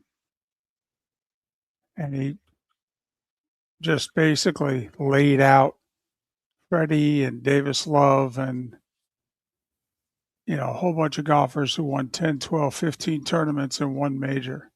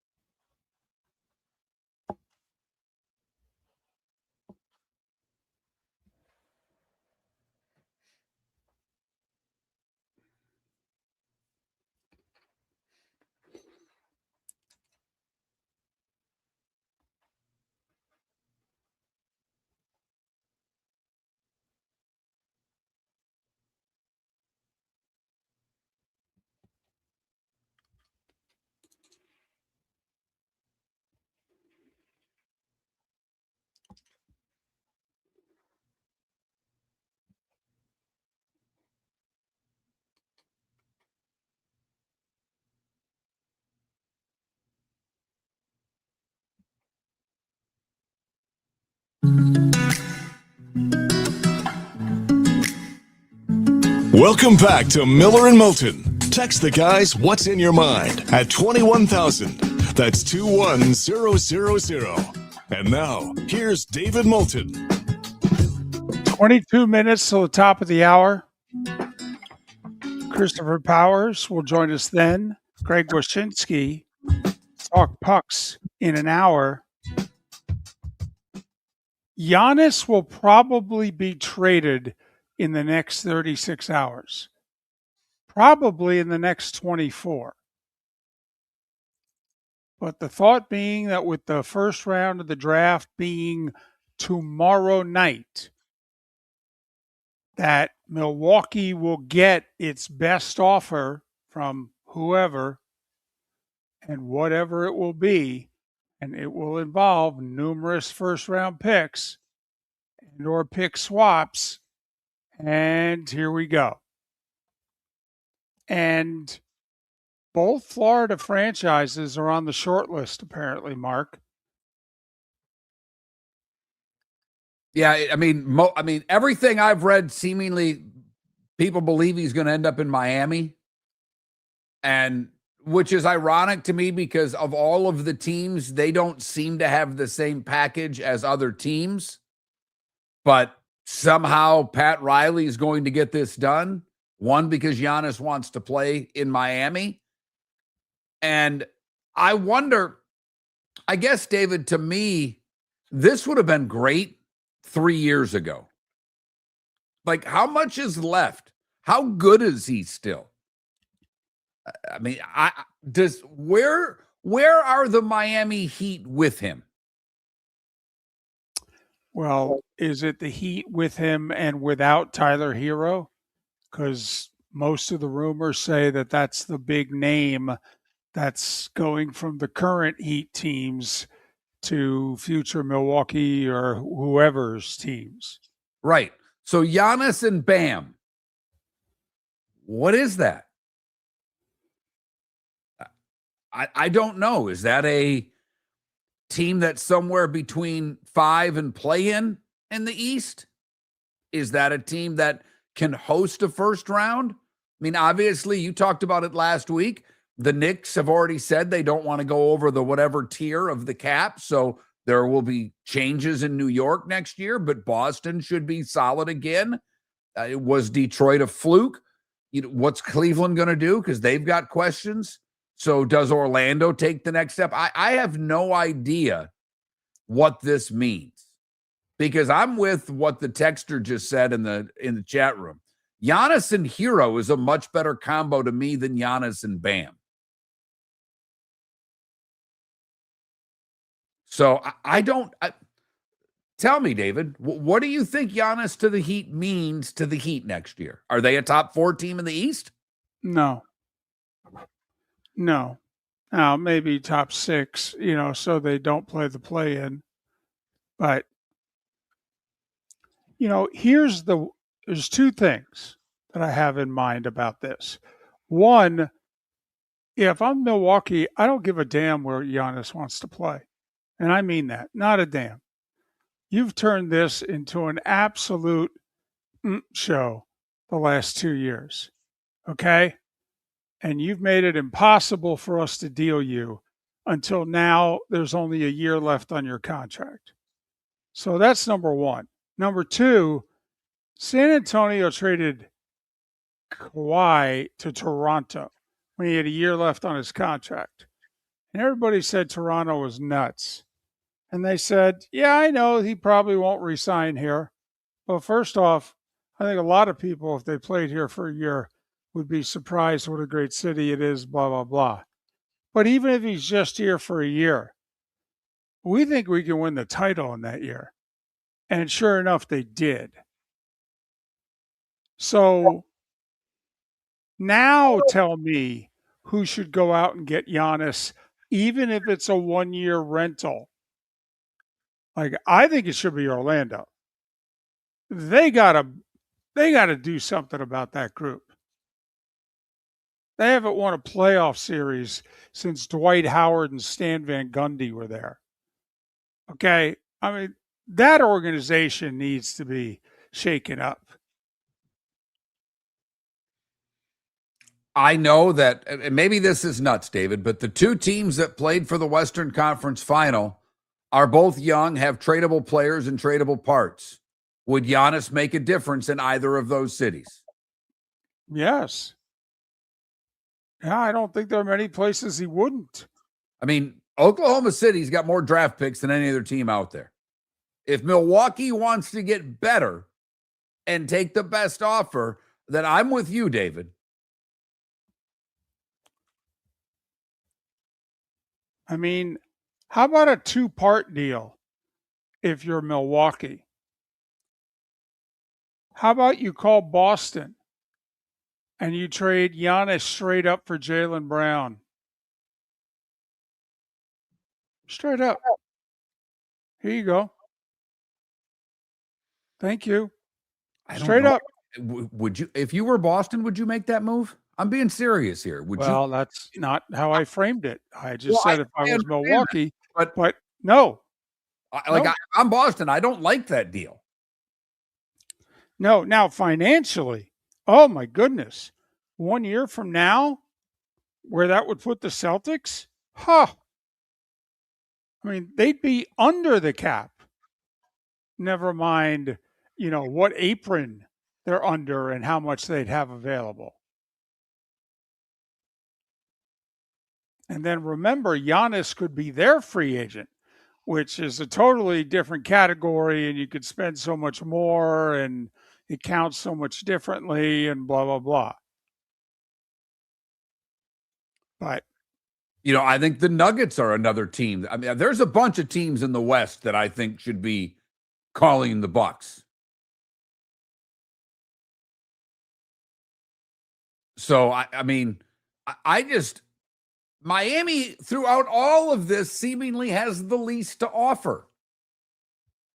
And it seems to be the spot that everybody's convinced he's going. Well, I don't know if there's a league that gets its gossip, that gets its, quote, news from agents more so than the NBA. The NFL's really close, but I would argue, Mark, that there's more gossip/news that's filtered through the agencies in the NBA than any other major pro league.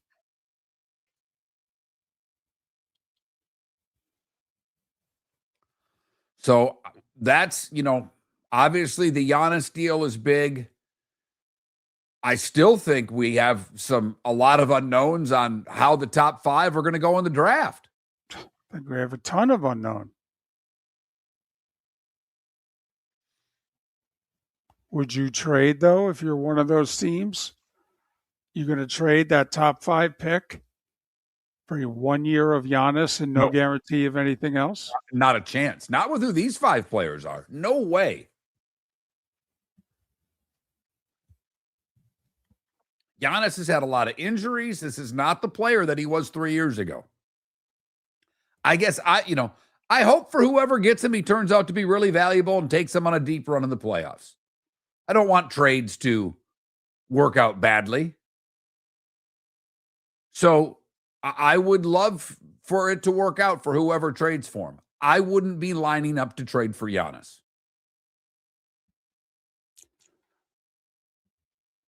Like, I would not trade Hero for Giannis. I wouldn't make that move. I might do it. I'm stuck in no man's land. There's a part of me, if I'm Miami, Giannis will take me higher than Hero will in 27. And if Giannis leaves, okay, you know what? I may need to tear this sucker down. I think I'd roll the dice in Miami. But I'd really roll it in Orlando. Now, Orlando's different because Orlando, he could, depending on what you have to give up to get him, he could be a big difference maker there. But I mean, he can't, they didn't shoot any better this year making the changes that they did. No, the other problem is, much like the Knicks gave up so many picks and pick swaps for Mikal Bridges, that if Mikal Bridges didn't pan out, the Knicks were in big trouble. Well, Desmond Bane has to pan out, and we think he did first year in Orlando, but they gave up like 4 first-round picks for Desmond Bane. They don't have nearly the assets that you would think they would have, but they've got players, young, affordable players, who I think need to be dealt. So the NBA and NHL drafts are this week. The NBA draft is, as far as NBA drafts go, this is the best draft they've had in a while. One of the deepest drafts. And unlike many of the previous drafts in which we knew Cooper Flagg was going 1, we're not exactly sure who's going 1, and we're sure as hell not close on what's happening throughout the top 5. And they're all pretty good players.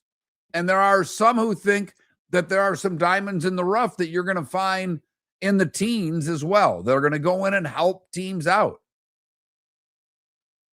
Like Michigan, if you watch college basketball, what is there, 3 Michigan guys that might get taken in the first round?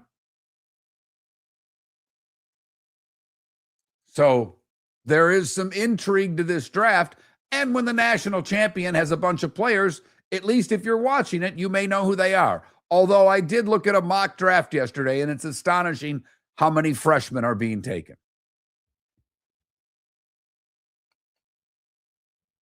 So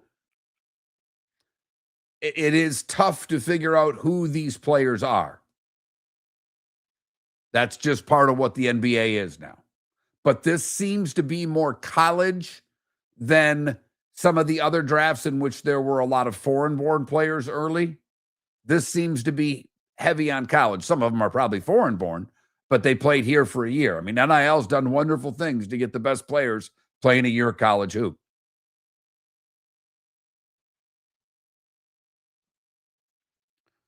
And then obviously, as David mentioned, the whole Giannis thing, you would imagine that's going to happen prior to the draft. If you're Milwaukee and it's about picks, well, then you want your picks.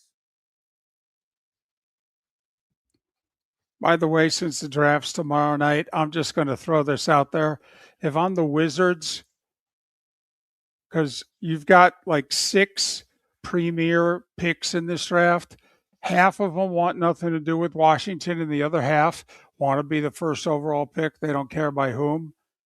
Yeah, I'm taking Boozer because he's from not too far away.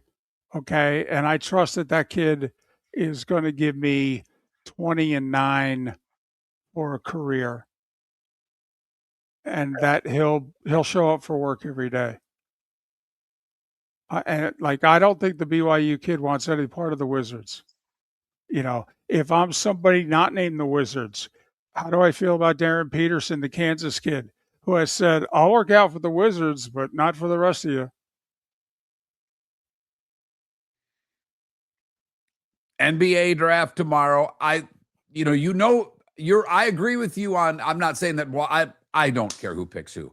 I agree with you that I know whoever picks Boozer, you've got to feel comfortable that you're getting a solid player and a really good person. Yeah.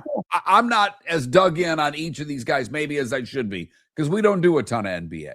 No. So I think I'm with you. We know what we're getting in Boozer. We know the old man. We know how he played. We know how the kid plays. So, the Duke thing I don't think hurts either. So we know enough that we're going to get a pro's pro, if you will. 5 years from now, we're not going to have any questions about Boozer. Obviously, injury can happen to anybody. But that being said, I would trust that pick as well. We've got a poll question up. Do you like Wyndham Clark? No one seemed to like him yesterday. Yes, always did, which I don't think many of you will answer. I answered more now than last week. And I would say 2 weeks ago, because when he put the Jack Hughes jersey on, he got me back. That right there, I want him on the Ryder Cup team next year. I do. And still don't like him. Those are your choices. It's up in the chat room. It's up on X. Because Wyndham Clark, they couldn't root enough against him yesterday, not just the New York crowd, but boy, oh boy, did NBC want Scheffler to play better than he did. I mean, it took until 15 for them to finally rule Scottie Scheffler out of the tournament. Boy, that early? Yeah, well, he was 4 back on 15. They basically said he needs to make this putt. That's when they say if he doesn't do it now, even though it was pretty much done for him most of the day. Miller and Moulton, the Great 8 coming up. We'll talk the U.S. Open with Christopher Powers on the other side. And then Greg Wyshynski. The NHL made a big trade. The Kachuk brothers are reunited, and it feels so good for the Florida Panthers fans. Miller and Moulton. Mark Miller for Sleep Treatment Direct. They are helping me with sleep apnea. And by helping me, I mean curing me. No more CPAP machine. No more snoring. No more tossing. No more waking up exhausted. Their expert team got me the right treatment, fast and hassle-free. If you want to feel energized and get rid of your snoring, call Sleep Treatment Direct today. 444-1741. That's 239-444-1741. Sleep Treatment Direct. Sleep safe and sound. The Cape Coral Police Department is growing, and they want you to be a part of it. They're hiring new officers. Starting pay is between $74,000 and $90,000, depending on your experience. And with a $10,000 hiring bonus, you could be making $100,000. Enjoy paid holidays, off-duty details, plenty of OT opportunities. They're also hiring dispatchers and professional staff.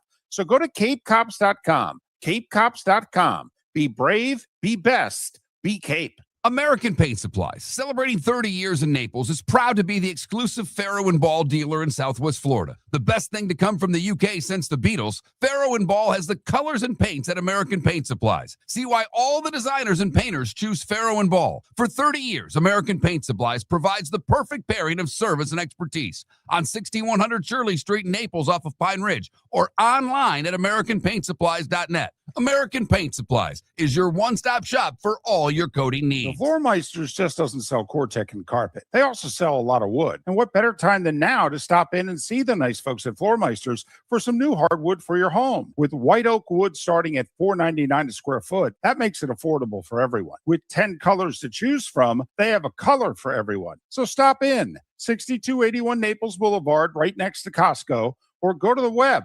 It's floormeisters.com. Floormeisters.com. Floormeisters, just keeping it real. Your roof is your home's first line of defense. At Pelican Roofing of Florida, Ronnie, John, and their team bring years of experience to protect what matters most, your family and your business. From residential repairs to large-scale commercial roofing, we deliver honest work, fair pricing, and quality you can trust. An upgrade on your roof can lower your insurance costs. Don't wait for a leak to turn into a disaster. Call the experts at Pelican Roofing today. 1-866-9-PELICAN. That's 1-866-9-PELICAN. Online at PelicanRoofingCompany.com. CCC 1332512. No! This summer, there's only one place to experience the roar of the World Cup at the British Open Pub in Bonita Springs, your World Cup headquarters, where the team is bringing every match live, full sound on every TV across the patio, with daily food and drink specials from the opening match on June 11th through the final on July 19th. Catch the electric atmosphere for every England and USA match and all the matches in between at the British Open Pub, Bonita Springs, at the shops of Pelican Landing, where the World Cup comes alive. This is Miller and Moulton.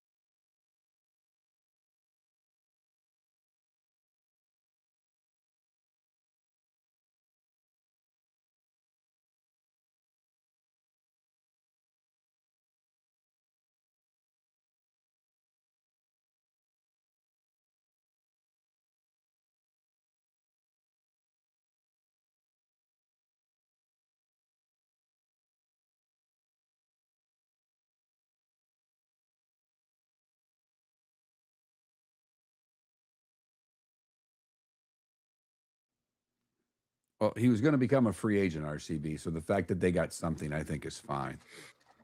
Morning, Christopher. How are you, sir? What's going on, guys? Same old. Just a Monday morning. Yep.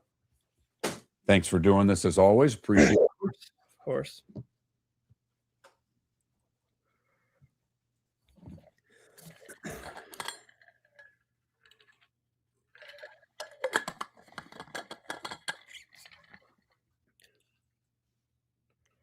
So were you cursing out Wyndham Clark also?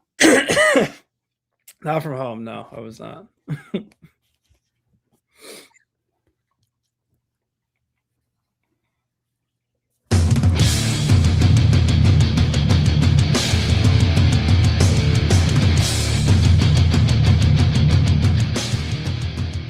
You're listening to Miller and Moulton, coming at you from the Floor Meister Studios. Floor Meisters, keeping it real. And now, here's Mark Miller and David Moulton. Halfway home on this Monday, at least in Jacksonville, Tampa, St. Pete, and a few other areas along the way. Miller and Moulton, millerandmoulton.com, Miller_Moulton on X. He joined us right as the tournament was beginning. In fact, I think we were in a fog delay the last time we talked with Christopher Powers, Golf Digest, the Loop podcast. Follow him on X at the letter C Powers 14. C Powers 14. So were you chanting against Wyndham Clark from the cozy confines, or did you keep it to yourself? Okay. Are you coming out of the closet now and admitting where you were on this issue? No, I was actually quite uncomfortable watching it from home, and I was not a guy who bet on him, unfortunately. I don't know what he had to show us over the last month or two to not be on him. The guy's been playing great, so definitely upset about that. But no, from a personal perspective, absolutely not. I was not rooting against him. I started to feel quite bad for him. It was uncomfortable. I mean, once you start, Scotty Scheffler kind of pointed this out afterward. Once balls are rolling off the green and everyone's kind of doing like like getting really excited for that. I don't know if that's in the spirit of the game, even at a Ryder Cup or a President's Cup. I know that's sort of become the norm at those events. I don't know if we're going to be able to put the genie back in the bottle on that one, but now that it's come to now that it's come to majors, US Open, one of the oldest championships in golf, I don't know how I feel about that.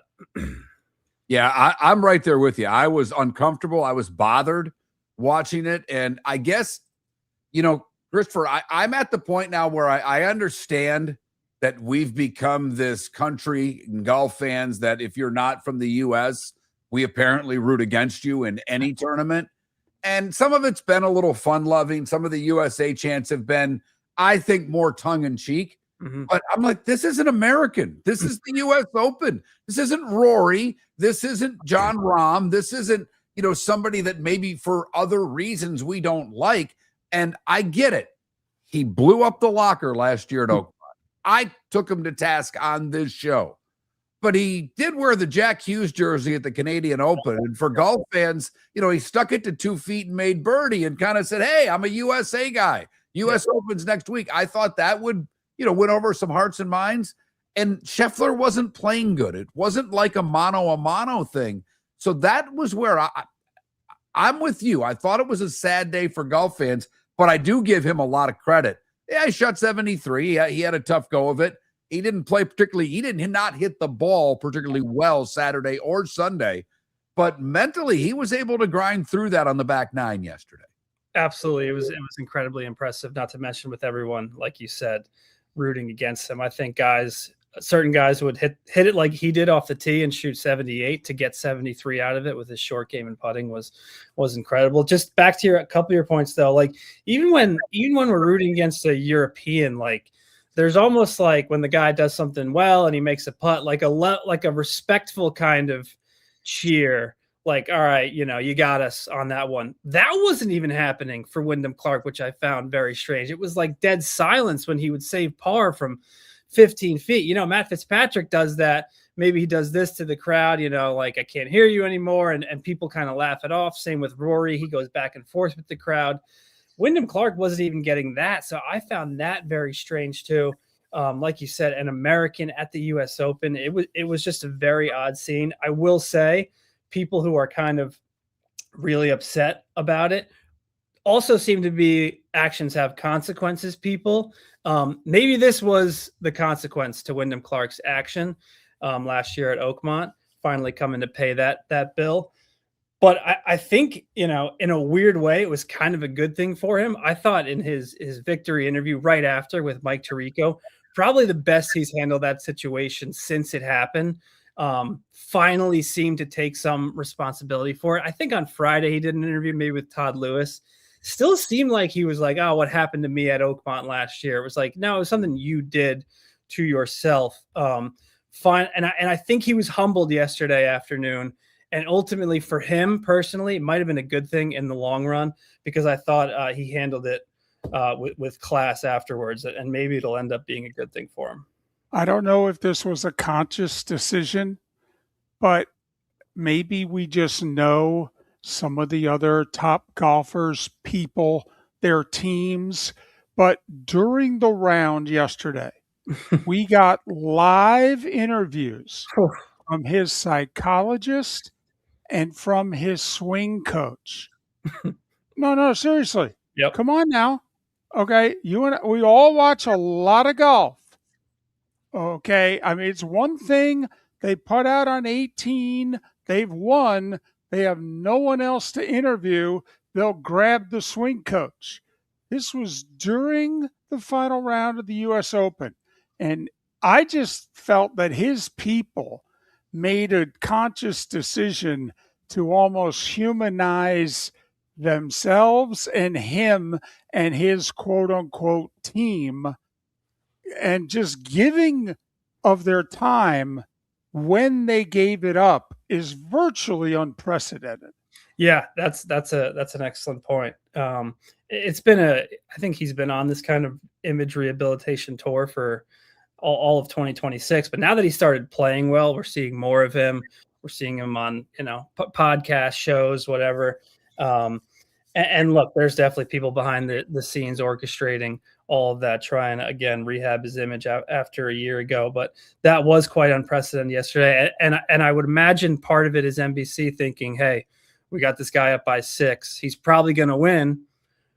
Why not talk to some of his people during the broadcast? Because this is going to be a coronation. And then next thing you know, he's only up by 1 stroke, and Sam Burns is making a charge, which would have made that a little awkward afterward had they interviewed his swing coach and psychologist, and he ended up losing. But I think, to your point, it is all kind of a perfectly crafted image rehabilitation tour. I don't know if it's working.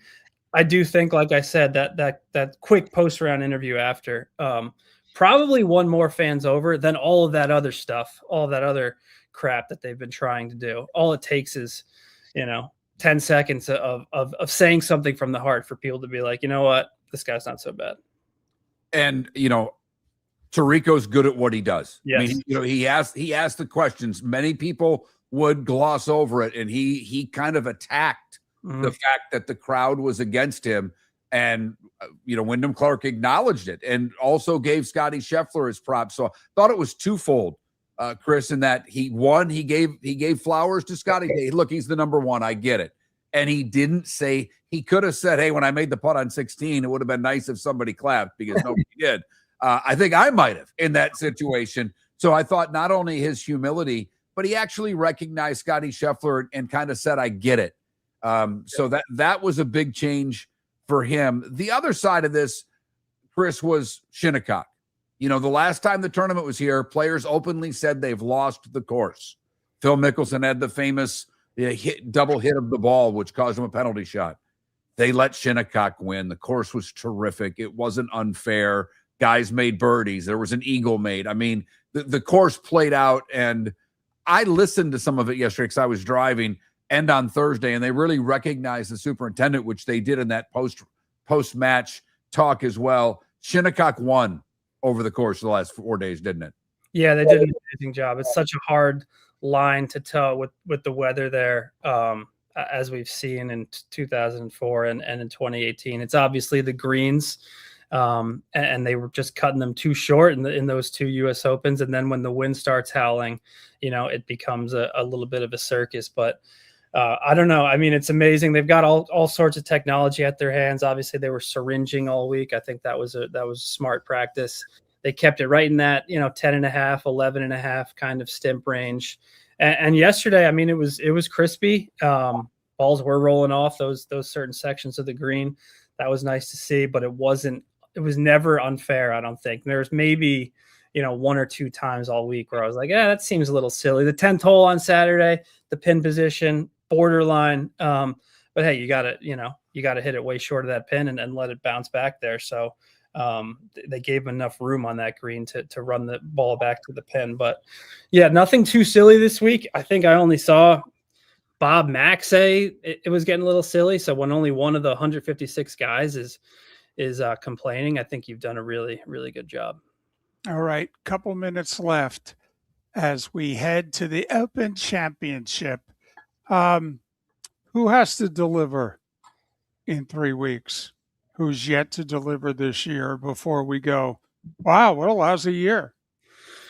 Man, I mean, this is probably my own bias having just bet on him, but the guy who's having the best year right now seems without a major seems to be Matt Fitzpatrick, and he's kind of really disappointed in these 3 majors. Saturday was really shocking. I thought we were going to see him be the kind of guy who charges and threatens Wyndham Clark. He did the exact opposite on the weekend. So I kind of defer to him, especially coming into an Open Championship. Who else? I mean, Scotty, maybe it's Scotty Scheffler. I don't know. He hasn't, he obviously has not won a major this year. It's definitely not Rory McIlroy. Yeah, I would probably lean towards Matt Fitzpatrick, and as crazy as it sounds, given how good he's been over the last few years, maybe it's Scotty Scheffler. Does he have 3 top 10s in the majors this year, or is it 3 top 5s? I mean, yeah, that's how crazy, the real estate he's shopping in is. I have a feeling that the LIV guys, because LIV may be done by the Open Championship, I have a feeling the LIV guys are going to be facing a lot of scrutiny in a month. Yeah, I mean, John Rahm gets the good side of the wave. I know it ended up being the statistics shows it was kind of even, but that little pocket on Thursday afternoon for some of those guys that were getting after it. Obviously, Wyndham Clark was in that pocket. He went on to win. John Rahm looked like he was going to be a factor. Totally faded away on Friday. Didn't even make the cut. That was quite shocking. We saw him kicking around his golf club. I guess that's not a 2-stroke penalty. But yeah, a really disappointing year for him again in the majors. Now those years are sort of stacking on top of one another for him. Yeah, tough scene for John Rahm. Christopher Powers, Golf Digest, the Loop Podcast. Follow him on X. CPowers14, CPowers14. Christopher, we always appreciate your time and your insight. Thanks so much. And we'll talk again around the Open. Yes. Thank you guys for having me. As long as you don't mind my bad attempt as an accent. He seems okay with it, so we'll keep trying it out. The Cape Coral Police Department is growing, and they want you to be a part of it. They're hiring new officers. Starting pay is between $74,000 and $90,000, depending on your experience. And with a $10,000 hiring bonus, you can be making $100,000. Enjoy paid holidays, off-duty details, plenty of OT opportunities. They're also hiring dispatchers and professional staff. So go to capecops.com. Capecops.com. Be brave, be best. Be Cape. Your roof is your home's first line of defense. At Pelican Roofing of Florida, Ronnie, John, and their team bring years of experience to protect what matters most, your family and your business. From residential repairs to large-scale commercial roofing, we deliver honest work, fair pricing, and quality you can trust. An upgrade on your roof can lower your insurance costs. Don't wait for a leak to turn into a disaster. Call the experts at Pelican Roofing today. 1-866-9-PELICAN. That's 1-866-9-PELICAN. Online at pelicanroofingcompany.com. CCC 1332512. Floor Meisters just doesn't sell Cortec and carpet. They also sell a lot of wood. And what better time than now to stop in and see the nice folks at Floor Meisters for some new hardwood for your home. With white oak wood starting at $4.99 a square foot, that makes it affordable for everyone. With 10 colors to choose from, they have a color for everyone. So stop in, 6281 Naples Boulevard, right next to Costco, or go to the web. It's floormeisters.com. Floormeisters.com. Floormeisters, just keeping it real. American Paint Supplies, for nearly 30 years, is your one-stop shop for all your coating needs. If you are a designer, a contractor, a professional painter, or a weekend warrior, American Paint Supplies is the place where experts go to get expert solutions. At 6100 Shirley Street in Naples off of Pine Ridge, American Paint Supplies delivers the best solutions with the best products with the best support. Meet Gene and his team today at American Paint Supplies. Call 239-566-2700. That's 566-2700 or online at AmericanPaintSupplies.net. This is Miller and Moulton.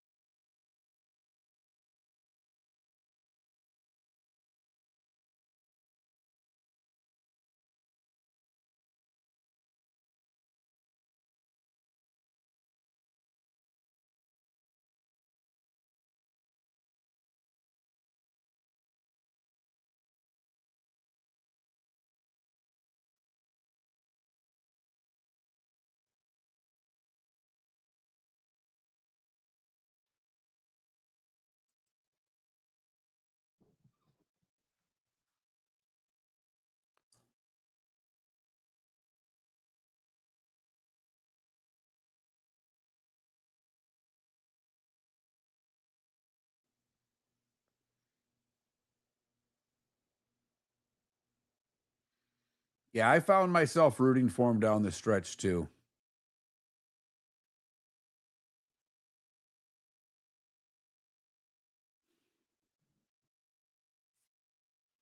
I did.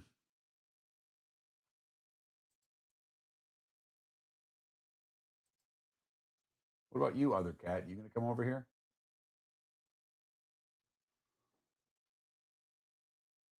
Hey, look at that. I'll be damned.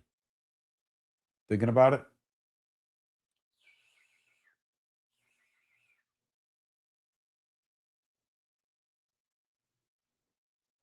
Phil Steelbook showed up over the weekend.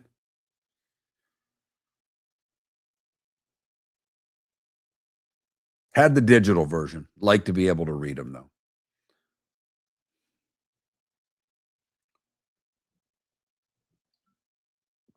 My only negative on the Phil Steelbook, for those that have never gotten or those that get it, there's far too much information about your years past as opposed to the current year. I mean, you really don't have to read anything but the last sentence in every, position group, or last two sentences typically. That would be my only knock. It's still an amazing book.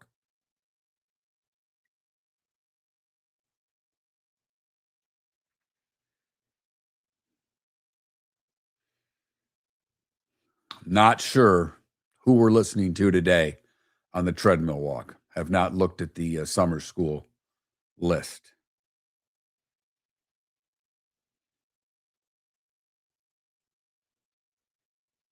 By the way, for the record, the hotel we stayed at, maybe the best workout facility of any.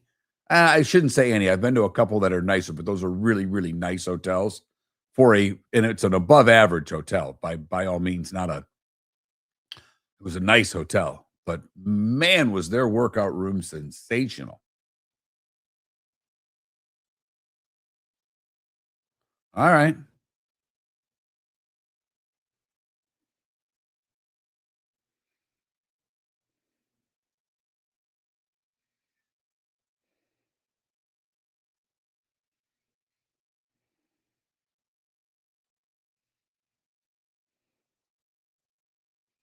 Oh, all female, huh?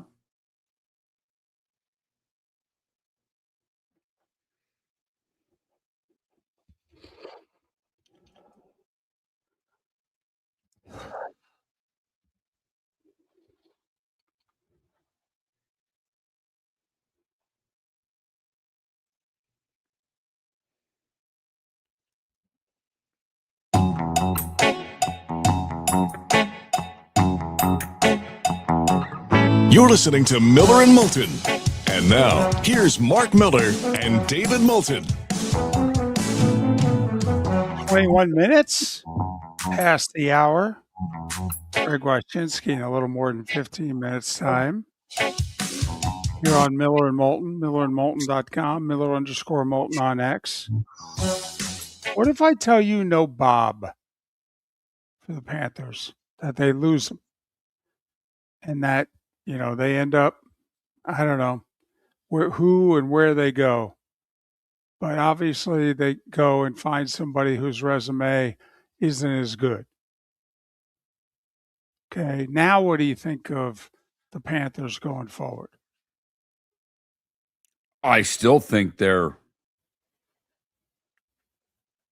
I think they're a candidate to be a Stanley Cup champion. I mean, how old is Bob? He's old. Yeah, he is. He is. But obviously he's delivered for them here. So just wondering, I mean, look at the team that just won and look at the team that just lost in the finals, and they both had goaltending issues. So, I mean, there are franchises out there, Mark, I root for one of them. They've had great goaltending for 50 years. They've been to 3 finals and won 1.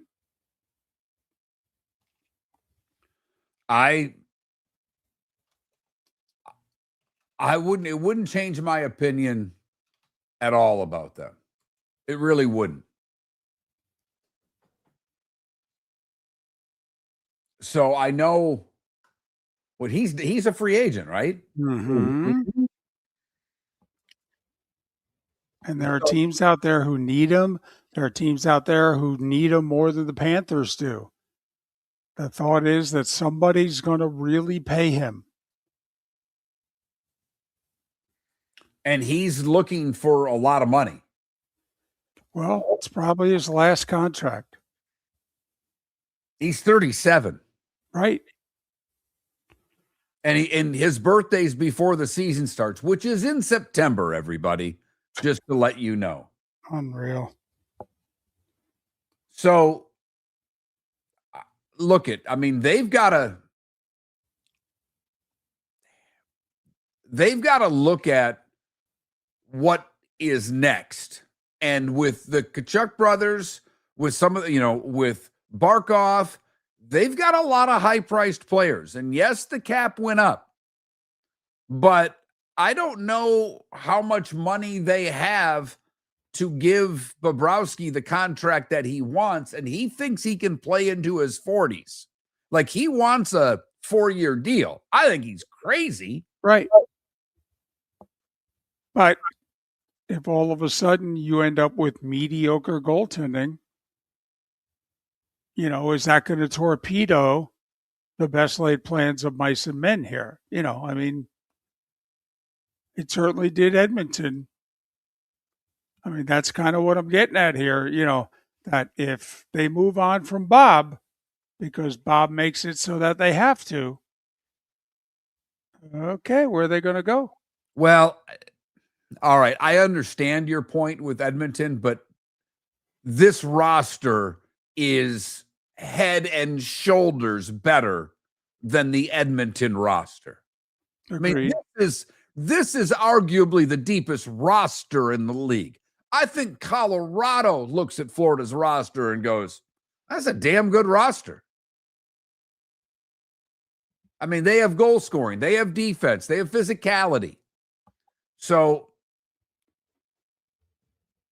to me, look, there are teams out there that have some young goaltenders that need talent. Do you go after one of those teams? and pick your heir apparent now. And then maybe, one of the questions, David, throughout the playoffs this year, particularly when Carolina ended up having to do what they did, is, are the days of a pure number one starting to diminish in the NHL? I don't think so. I think you need a guy. But to your point, Rangers have had a guy for a while.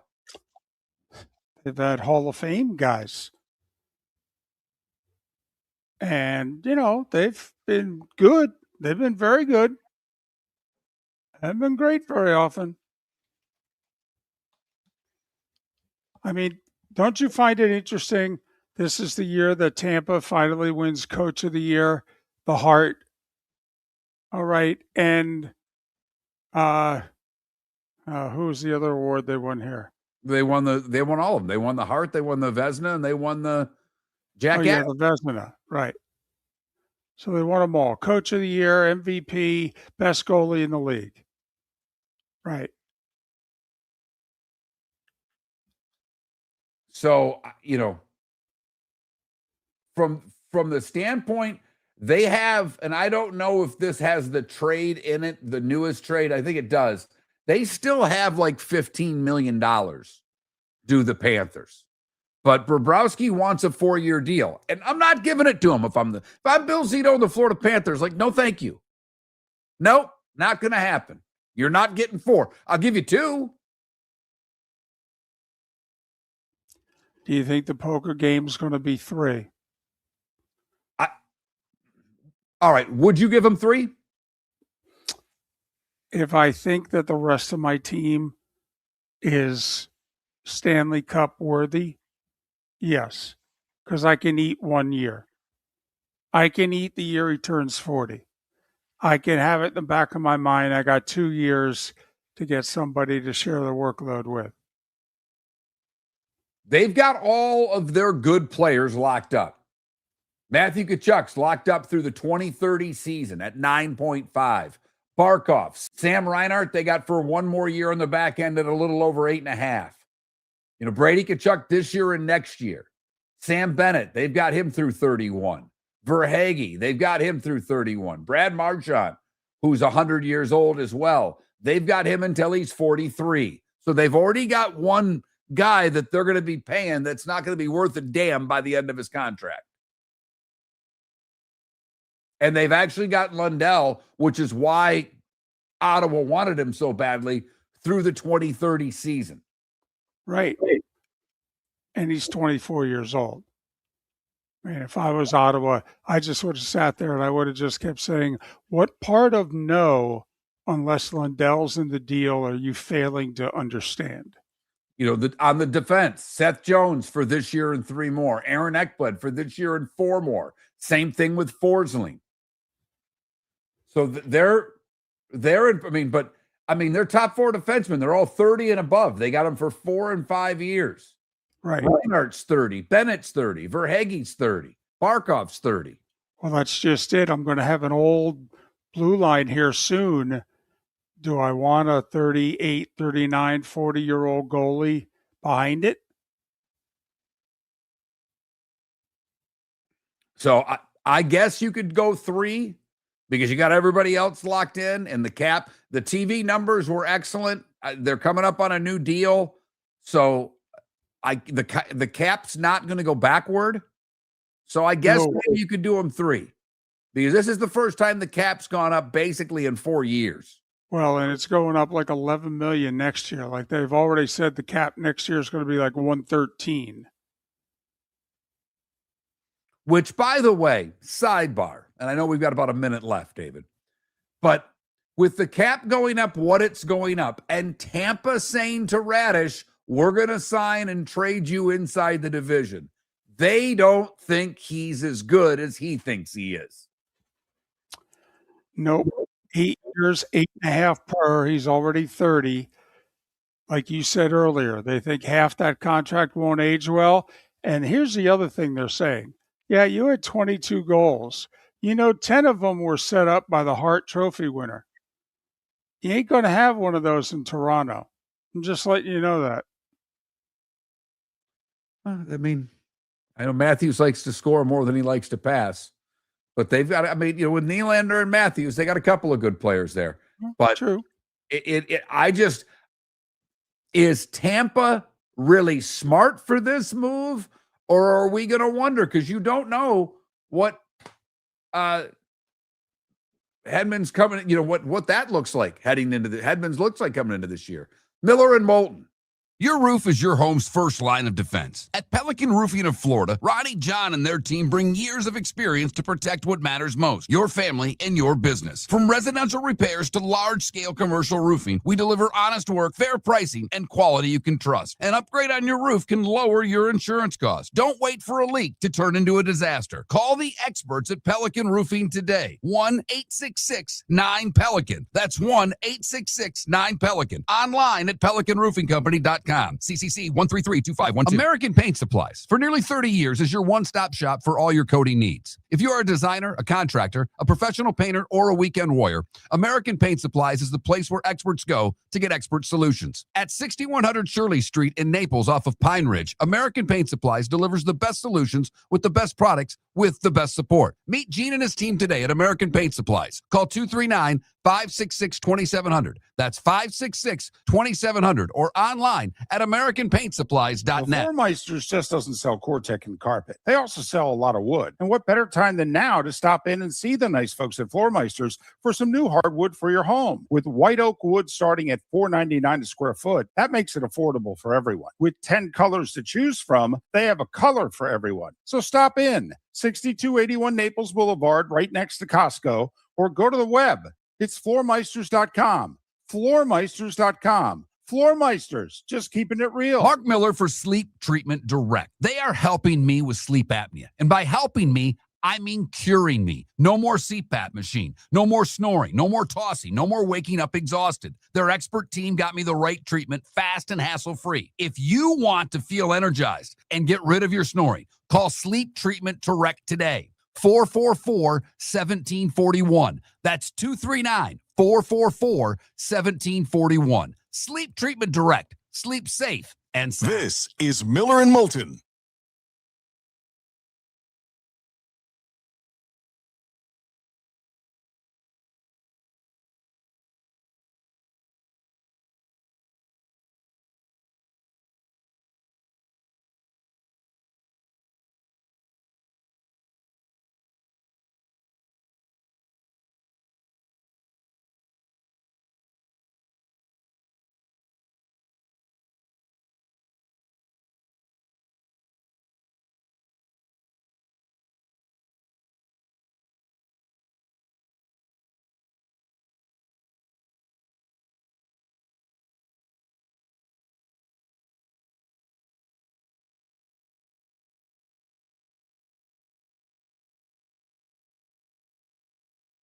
Your roof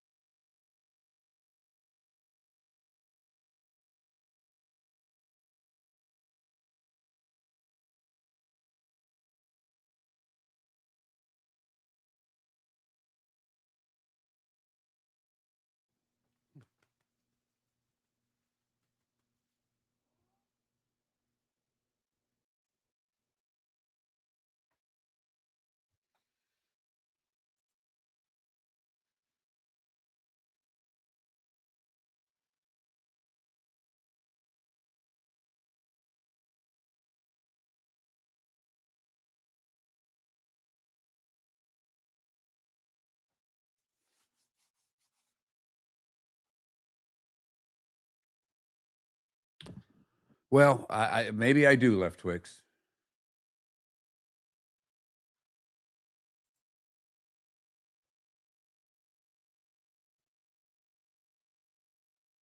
But you had young teams who advanced in the playoffs and old teams that either didn't make it or got bounced early. Vegas was an exception. They played in a crap division.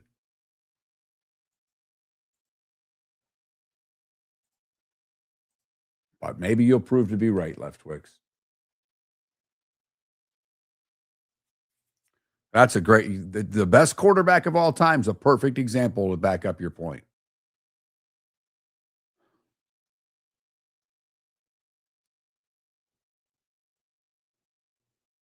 A guy that doesn't literally have to move when he plays.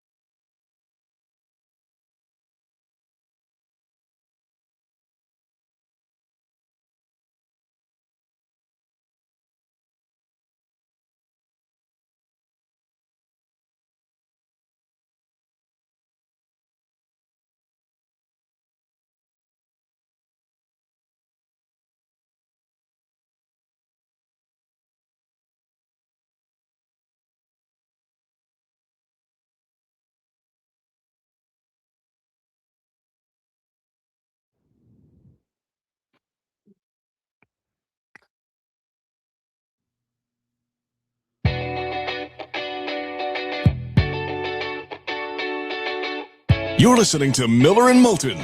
And now, here's Mark Miller and David Moulton. 22 minutes till the top of the hour. Miller and Moulton, millerandmoulton.com, Miller_Moulton on X.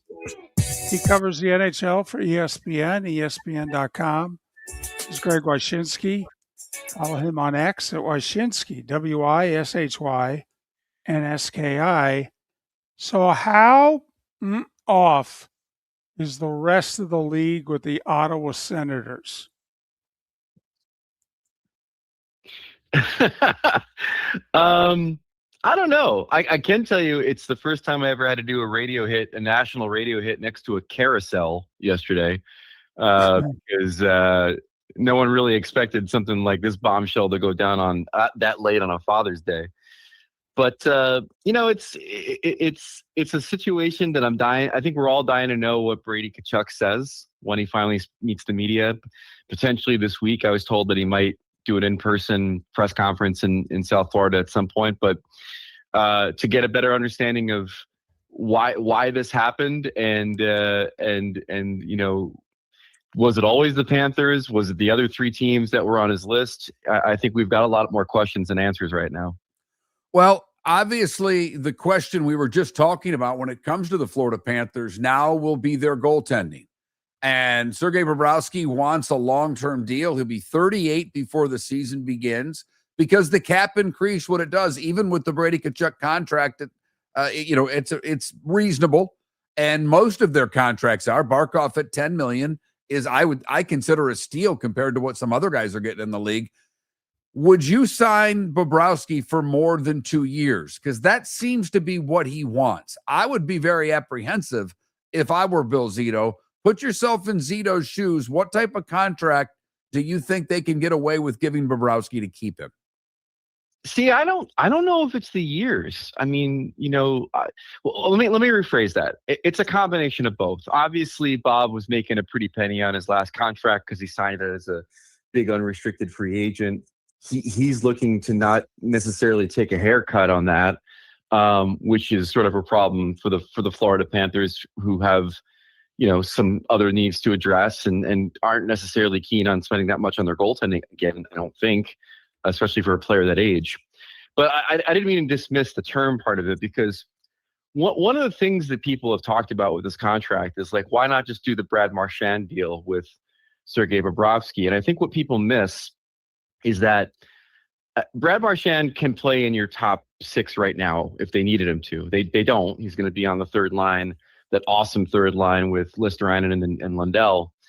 But, like, as he gets older, he can kind of move around the lineup. He can be a top line guy. He can be a mid-6 guy. He can be a fourth liner by the time the contract's over.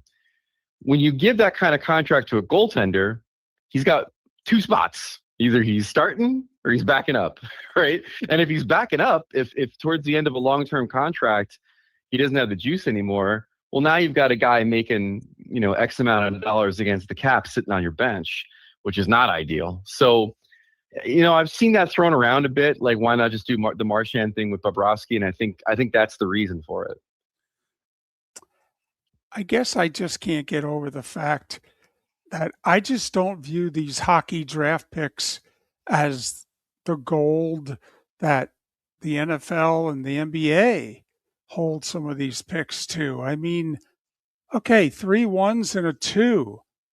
I mean, if 3 of the 4 make it to the league and are good players, 2 of them are, either a top 6 forward or a top 4 defenseman, and the other's a third line forward and a bottom 6 defenseman.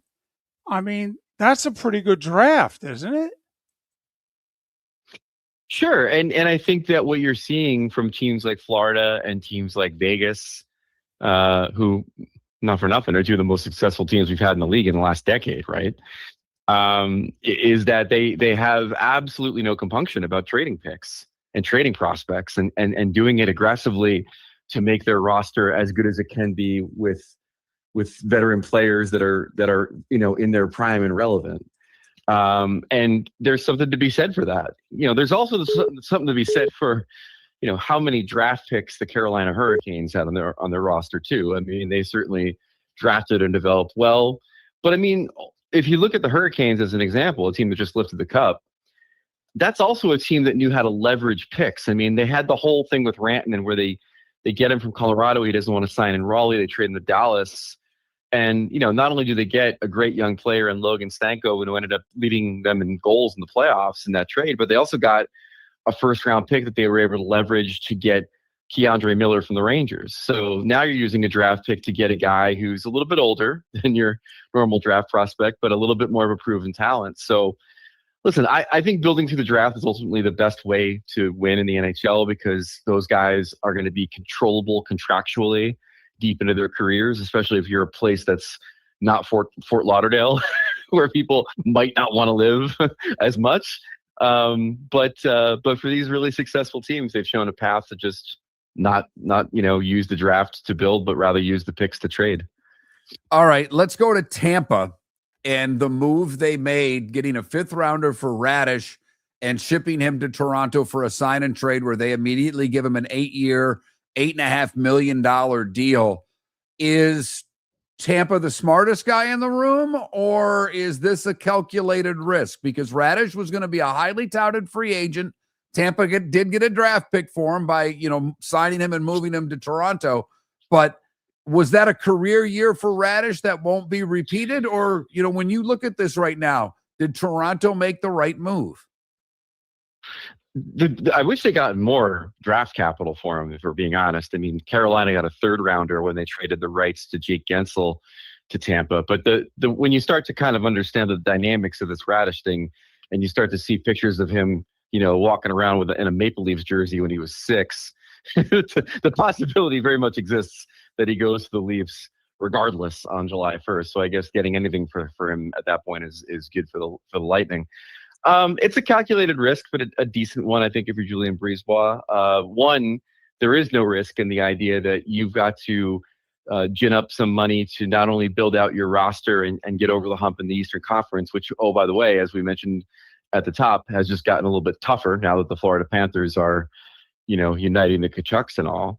But you also have to have the money available to start paying Nikita Kucherov on what should be a monster extension that he could sign on July sense. And I'm sure they're probably thinking, look, Radish had a great year all around. It wasn't a contract year. And if you put X number of guys on the power play on the point that have a decent shot, you might be able to replicate some of those numbers with somebody else who's maybe even a bit younger.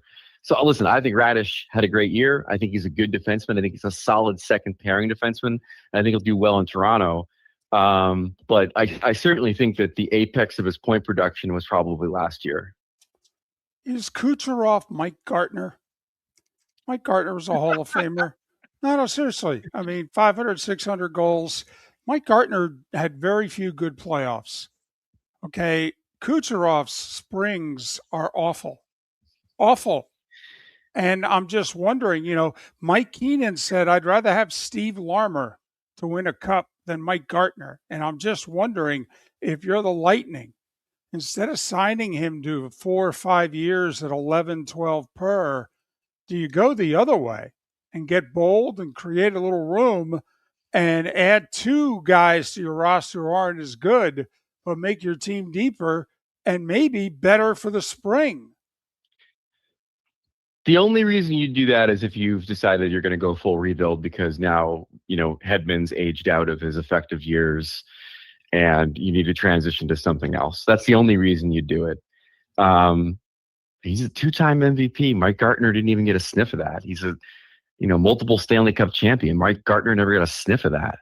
Like Mike Gartner was a compiler in a time when you and I could have scored 40 goals in this league in the 1980s, when the goalies were wearing pads the size of matchbooks. I'm just trying to say, Kucherov is a very special player, and the only concern I have is that at some point you start aging a little bit, and again, I understand what you're saying as far as the playoff performance stuff, and maybe there needs to be some kind of a psychological bent that he takes in trying to rectify that, because obviously he's putting too much pressure on himself and it's not working. But if they're gonna contend, if they're gonna contend for a cup, then he needs to be here. But if they're not, then I think it's completely viable to try to trade a guy while he has maximum value. Speaking of trades, I probably won't get to talk to you for a while, so I'm going to be greedy and talk about my team, the Detroit Red Wings. Dylan Larkin has asked for a trade. As a lifelong Red Wing fan, I don't blame him. I think Steve Yzerman's done a poor job as a general manager. I loved Yzerman as a player, obviously. One of my, probably my favorite all-time Red Wing. Maybe a couple of tough guys might slip in there. This Probert guy was kind of fun to watch too. But all right, first off, your thoughts on Yzerman's job as a general manager, and what's he do with Larkin? Because you don't necessarily want to bring back a guy who doesn't want to be there, but he's got 5 years left on a deal, and there are a lot of people that are basically saying, Stevie Y, tell him to shut up and play unless you get the right deal. So what do you do if you're Yzerman right now? You got to trade him because he's the captain, and the captain's asked out. The captain can't go back once you've asked out. It's the same problem that Ottawa had with Brady Tkachuk. Whether or not it was a formal trade request or whether or not it just got so toxic up there that they had to make a move, the bottom line is that guy wears the C. And so once it becomes apparent he's not part of this, he doesn't want to be part of this anymore, then you're done. And Larkin knows that. He can't go back to that room now. He's going to have to be traded before the beginning of the season. And by the way, one of the things I'm fascinated by in the Dylan Larkin situation is right now Brady Tkachuk's back is a pincushion with how many knives have been stuck in it on the way out of Ottawa by people going off the record about the players didn't want him here and he's been checked out since the Olympics and yada yada yada. I'm not going to be shocked if there are some people in Detroit who feel this gambit that Larkin has pulled of asking out when you have all that term left and being a captain of a team that hasn't succeeded. I do think he's going to probably get a couple kicks in the rear on the way out of that door by some of that anonymous sourcing we love so much. But as far as his value goes, he's got a ton of it. I mean, he is a great 200-foot center. He could easily be a number one guy on half the teams in this league. There are some places I think he fits really well, Utah being one of them, if he wanted to go there. They've been chasing a number one center there for a while. But a dark horse here for me, speaking of the teams that have been chasing a center, is Boston. You go from one original six team to another. You go, it is a division rival, so maybe Stevie doesn't want to do that, but that seems like a natural fit for both the player and the team. It's just a matter of whether or not they can leverage something there or not. Do you think that moving Kachuk with 2 years left on his term, and obviously you got the other two guys out there who have 2 years left on their term, who are even better players. Do you think that this, moves the line in the sand at all in Toronto or in Edmonton, or it has nothing to do with it? I don't think it has much to do with it. In the case of McDavid, we know his situation. He's given him 2 more years to kind of try to build around him and figure this thing out. I've heard from people that are convinced he's going to walk after that. I've heard from people that are convinced he's going to stay after that. So that's a tricky one to figure out. Matthews isn't happy right now with the way things went last season for the Leafs. I think he didn't like the fact that they did such a despicable job of trying to replace Mitch Marner after he left. But I understand that he's been pretty happy with the management group so far that they bought in and kind of the idea that they're still trying to be a win now competitive team. So he might be off the table at least for another season. But, they both could move. I mean, they both could leave. They both could walk. Matthews obviously is part of this larger trend of American-born players that are piecing out from their Canadian teams and coming back to play in the States. Brady Tkachuk joined Quinn Hughes and Matt Tkachuk, potentially Connor Hellebuck this offseason in being on that ledger. So we'll see what happens with Matthews, but I don't think the Brady thing impacts either of those situations all that much. 30 seconds. Edmonton wanting Babcock. How bad of a look is that in your opinion from the NHL allowing him to coach? We all know the history of Babcock. It's not one team, it's 3. And when they talk about mental health of players, and that's a big topic right now, Babcock coming back doesn't seem to be a good fit in that regard. Well, it's not. But I think the problem is that he didn't do anything that the old school hockey guys that run, the league in some places like Colin Campbell thinks are disqualifying. He's a bully. He's a bad dude, but it's not like he did anything like Bill Peters did, for example, to get himself banned from the league for, racist language, for example. I don't like the move. I think he's kind of a fraud.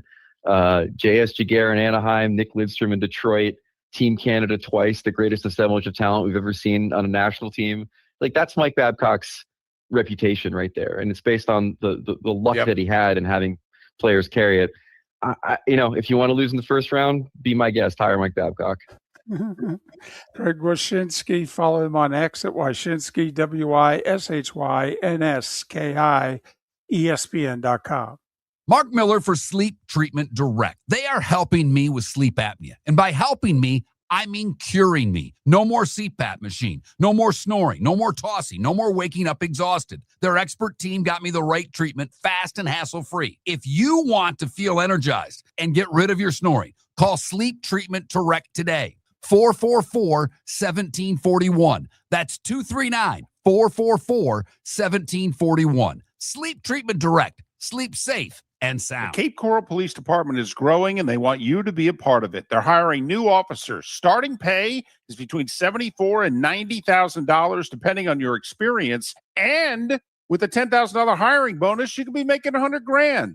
Enjoy paid holidays, off-duty details, plenty of OT opportunities. They're also hiring dispatchers and professional staff. So go to capecops.com. capecops.com. Be brave, be best. Be Cape. American Paint Supplies, for nearly 30 years, is your one-stop shop for all your coating needs. If you are a designer, a contractor, a professional painter, or a weekend warrior, American Paint Supplies is the place where experts go to get expert solutions. At 6100 Shirley Street in Naples off of Pine Ridge, American Paint Supplies delivers the best solutions with the best products with the best support. Meet Gene and his team today at American Paint Supplies. Call 239-566-2700. That's 566-2700 or online at AmericanPaintSupplies.net. No! This summer, there's only one place to experience the roar of the World Cup at the British Open Pub in Bonita Springs, your World Cup headquarters, where the team is bringing every match live, full sound on every TV across the patio, with daily food and drink specials from the opening match on June 11th through the final on July 19th. Catch the electric atmosphere for every England and USA match and all the matches in between at the British Open Pub, Bonita Springs, at the shops of Pelican Landing, where the World Cup comes alive. Your roof is your home's first line of defense. At Pelican Roofing of Florida, Ronnie, John, and their team bring years of experience to protect what matters most, your family and your business. From residential repairs to large-scale commercial roofing, we deliver honest work, fair pricing, and quality you can trust. An upgrade on your roof can lower your insurance costs. Don't wait for a leak to turn into a disaster. Call the experts at Pelican Roofing today. 1-866-9-PELICAN. That's 1-866-9-PELICAN. Online at pelicanroofingcompany.com. CCC 1332512. Floormeisters just doesn't sell Cortec and carpet. They also sell a lot of wood. And what better time than now to stop in and see the nice folks at Floormeisters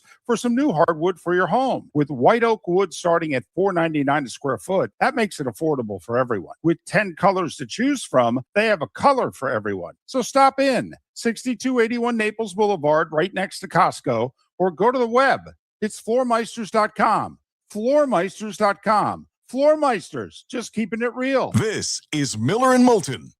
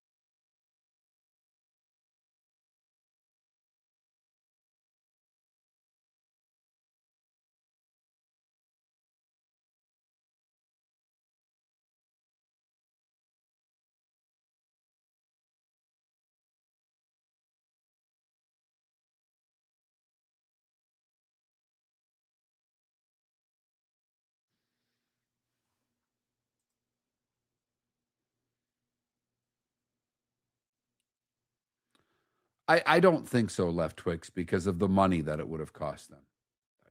I don't. He was a minus player.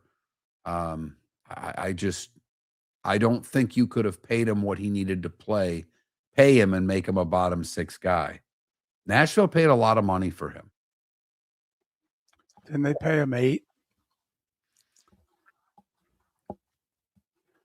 Didn't they pay him 8? I don't know. I'm checking right now. Give me 1 second. I'm not. I don't know. I know they paid him a lot. I think that's right, but I'm not positive. Yeah, 8. 4 for 32. Oof. Well, they already had a couple Left Wick, so I mean, you got to make decisions. You got to make tough decisions. I know you and others. You just keep paying old guys. I don't operate that way. If you had never had a ring, then maybe. But they've won multiple championships in Tampa. Would you rather pay Kucherov or Stamkos? Hedman or Stamkos? I mean, so the guys I mentioned aren't winners?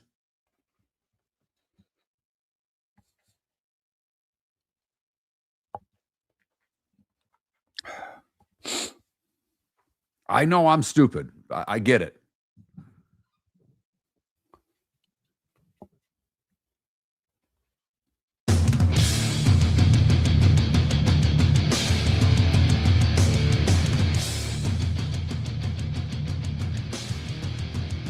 You're listening to Miller and Moulton, coming at you from the Floor Meister Studios. Floor Meisters, keeping it real. And now, here's Mark Miller and David Moulton. It is the bonus hour, pro hour, final hour of Miller and Moulton. Thanks so much for being with us. Miller and Moulton, millerandmoulton.com, Miller_Moulton on X. Last hour, we had both Christopher Powers and Greg Wyshynski joining us on the American Paint Supplies Hotline, your one-stop shop for all your coating needs.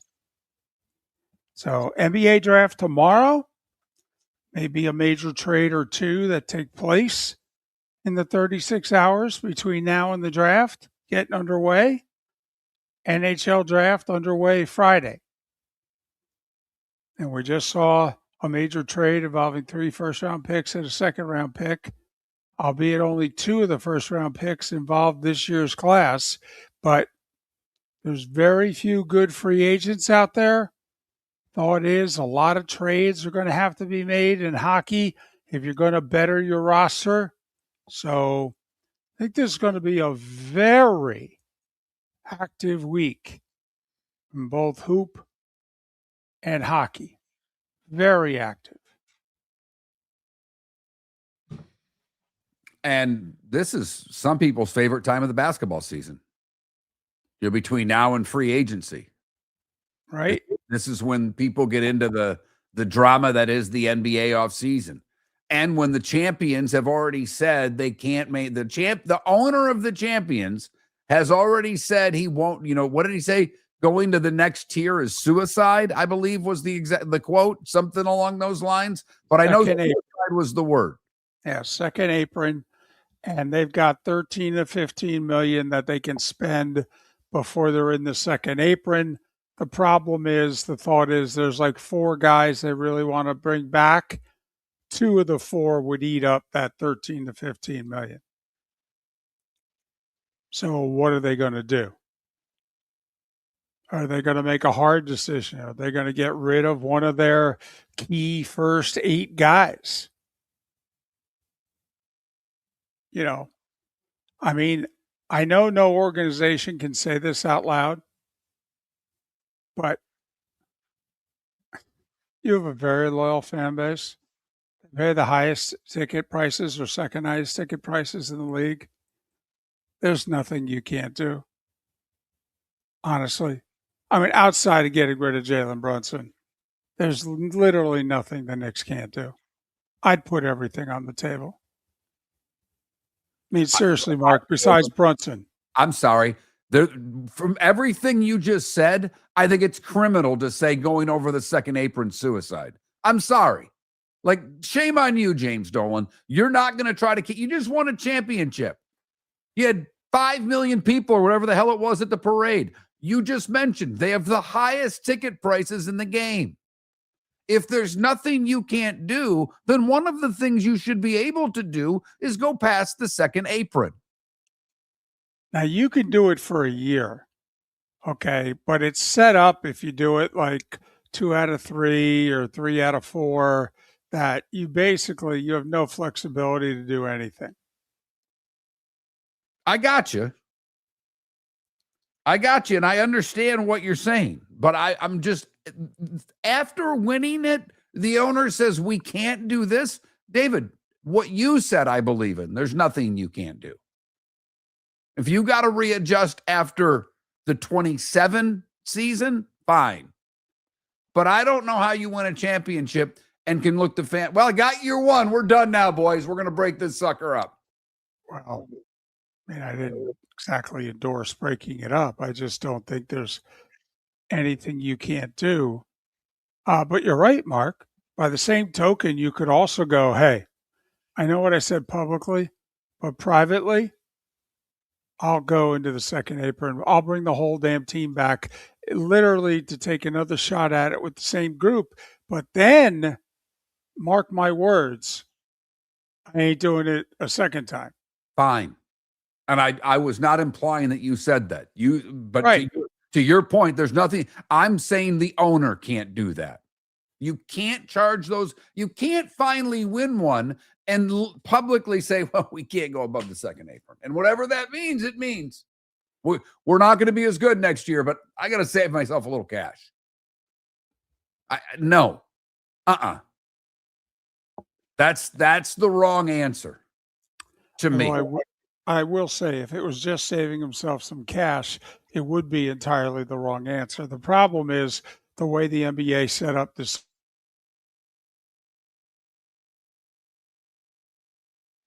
Well, I don't know if that's me or David, but I've lost him for a moment. So I will keep on going, at least to our radio audience. I know things get a little squirrely from time to time, but talking some NBA and some NHL, I was able to get Greg Wyshynski to talk about my team a little bit. Go ahead, David. I lost you for a minute. I think it was you, but I don't know for certain. No, it is. In fact, I should have said this earlier. So I got a letter in the mail over the weekend that said, hey, 9-1 today, you could lose power. The people who do your electricity, they're going to be working on things in your area. And from 9A to 1P, you could lose your power. So I got my backup internet all set up, and it's got enough power on it that it could run the hour. And I got my computer all powered up that it can run an hour without power. So I think I'll be okay, except I'm now sitting in the dark. Well, this show's mostly in the dark anyhow, David, so that's not really much of a problem.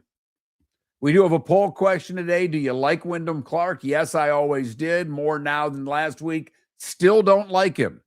On X, still don't like him as winning. It showed yesterday. Nobody likes him, apparently. They rooted for anything. And I get NBC's standpoint. I actually do. You want a tournament because you want ratings. And ratings equate with either the best player running away with it. If that was Scotty Scheffler and it was a coronation, NBC would have been fine with it. In fact, if it would have been Rory, they would have probably been fine with it. Anyone else, they weren't fine with it because no one else draws a number in that sport and no one else is as well known as those two and is supposed to be great. So I get NBC rooting for a tournament. They got one. They still were rooting for Scheffler until he finally missed a putt on the 15th hole. They were anti-Wyndham Clark the entire round. Tirico, I thought, did an excellent job in his interview bringing up the reasons why. And Wyndham Clark answered them with sincerity, maybe for the first time. I get a lot of you didn't like him, but I thought the crowd was awful. I thought they were rude, and it actually bothered me watching it. Can I ask a question going forward? So what are you going to hold against this guy now? If you know what I mean. I mean, you took your pound of flesh out of him. You told him he sucks. In fact, you can't suck enough. That's what we said. On arguably your grandest stage, we told you, we don't like you. You suck. And you stood up to it, and you played great golf, and you won. So now what do we do as the golf fans? Seriously, what do we do? What's there to root against now? I mean, come on. He trashed a locker. Okay? And it really should have never even gotten out there. I mean, this is this is stuff we used to not hear about. And I thought, look, I don't like Brandel Chambly. Brandel Chambly actually went after all of the golfers and basically said, Arnie didn't do this. Arnie wasn't screaming F-bombs on the course, and he was going after Joaquin Neiman in the club throw and Rahm in the club throw and all of the F-bombs that we hear on TV now very loudly. And he did say, Tiger was the one that did this a lot. And you may not like Brandel Chambly, but he ain't wrong. No, he's not. Tiger was a cursor. Tiger was a club thrower. Tiger hit a kid with the club, for crying out loud, and no one cared. And he just said, look, when all of these players watched Tiger become great, we saw all of this and it was okay. And that was the point that he made. I thought it was a fair point. And I'm not a Chambly guy at all. But neither am I. I thought the point that he made was fair. And golf and society yells the F-bomb a lot more than generations prior. I'm as guilty of it. I am as guilty, if not more guilty, than any human on the planet. I will thoroughly admit that. I saw a hilarious meme of what Gen X says, of what millennials say, and what Gen Z say. And it was very funny because for every scenario and different things that were said by other generations, our answer as Gen Xers was the F word to every single one of these things. And there were like 10. And I'm like, well, kind of applies. I get it. I do. But you're right, David. I don't know where, I would think you mentioned it last week. This is a guy that should be, and now he's going to be on the President's Cup team. I mean, make no bones about it. This is the President's Cupper right here. And after the USA Jack Hughes jersey at the Canadian Open, I think, and after the way he was actually treated yesterday, I've got no problem with this guy going across the pond and representing the United States in the Ryder Cup. Because he obviously can handle it. So do you remember it was either the spring, summer of 90 or 92? And I don't know if it was against your Pistons or against Michael and the Bulls. But friend of the show, Peter Jacobson, he, was playing some pretty good golf. And he was in contention in a few tournaments. And he wore his Portland Trailblazers stuff because he's from the Pacific Northwest. He's a big Blazers fan. He was the NBA Finals. Holder. What? He was a season ticket holder. Yeah. And they played the Pistons in 90 and the Bulls in 92. And he wore his Blazers, Buck Williams jerseys, if I remember correctly. Okay. PJ Tour events. And he wore jerseys hanging down below his knees. And anybody who questioned him, he said, yeah, I'm rooting for him. No, I'm not rooting for the Pistons or Bulls. And if you don't like it, I don't know what to tell you. I think the next President's Cup, we should wear nothing but American Canadian hockey players' jerseys. Miller and Moulton, the Pro Hour. Hello, Jacksonville. Hello, Tampa. The Pelican Roofing of Florida text line wide open at 21,000. Thanks so much for listening. Go! This summer, there's only one place to experience the roar of the World Cup at the British Open Pub in Bonita Springs, your World Cup headquarters, where the team is bringing every match live, full sound on every TV across the patio, with daily food and drink specials from the opening match on June 11th through the final on July 19th. Catch the electric atmosphere for every England and USA match and all the matches in between at the British Open Pub, Bonita Springs, at the shops of Pelican Landing, where the World Cup comes alive. American Paint Supplies, for nearly 30 years, is your one-stop shop for all your coating needs. If you are a designer, a contractor, a professional painter, or a weekend warrior, American Paint Supplies is the place where experts go to get expert solutions. At 6100 Shirley Street in Naples off of Pine Ridge, American Paint Supplies delivers the best solutions with the best products with the best support. Meet Gene and his team today at American Paint Supplies. Call 566-2700. That's 566-2700 or online at The AmericanPaintSupplies.net. Floor Meisters just doesn't sell Cortec and carpet. They also sell a lot of wood. And what better time than now to stop in and see the nice folks at Floor Meisters for some new hardwood for your home. With white oak wood starting at $4.99 a square foot, that makes it affordable for everyone. With 10 colors to choose from, they have a color for everyone. So stop in, 6281 Naples Boulevard, right next to Costco, or go to the web. It's floormeisters.com.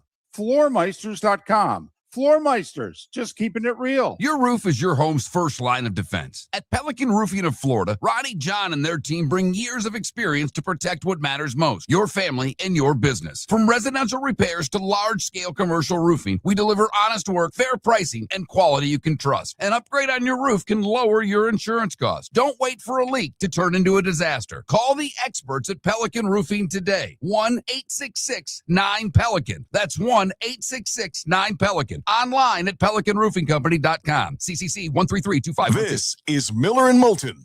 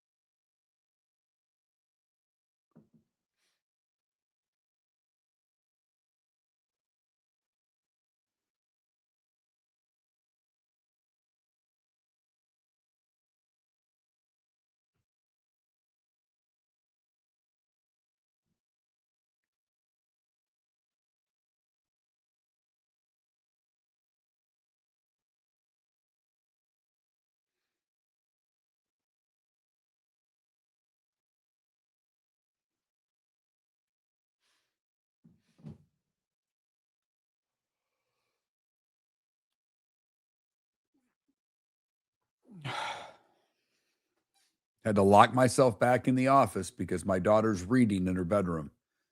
God forbid she has to shut her door because she's got a cat in bed with her.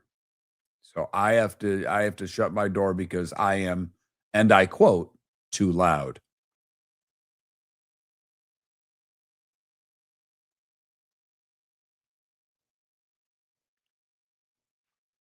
Which isn't wrong, but it's a bit of a gut punch. Not that she was coming in, but a cat might visit me in the bonus hour. Might.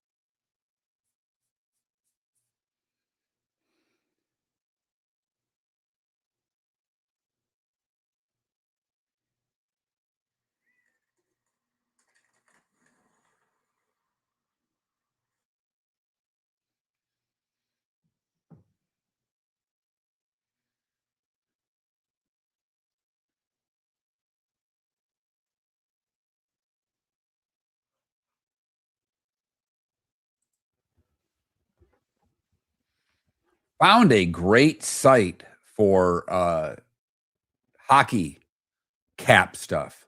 Puckpedia.com.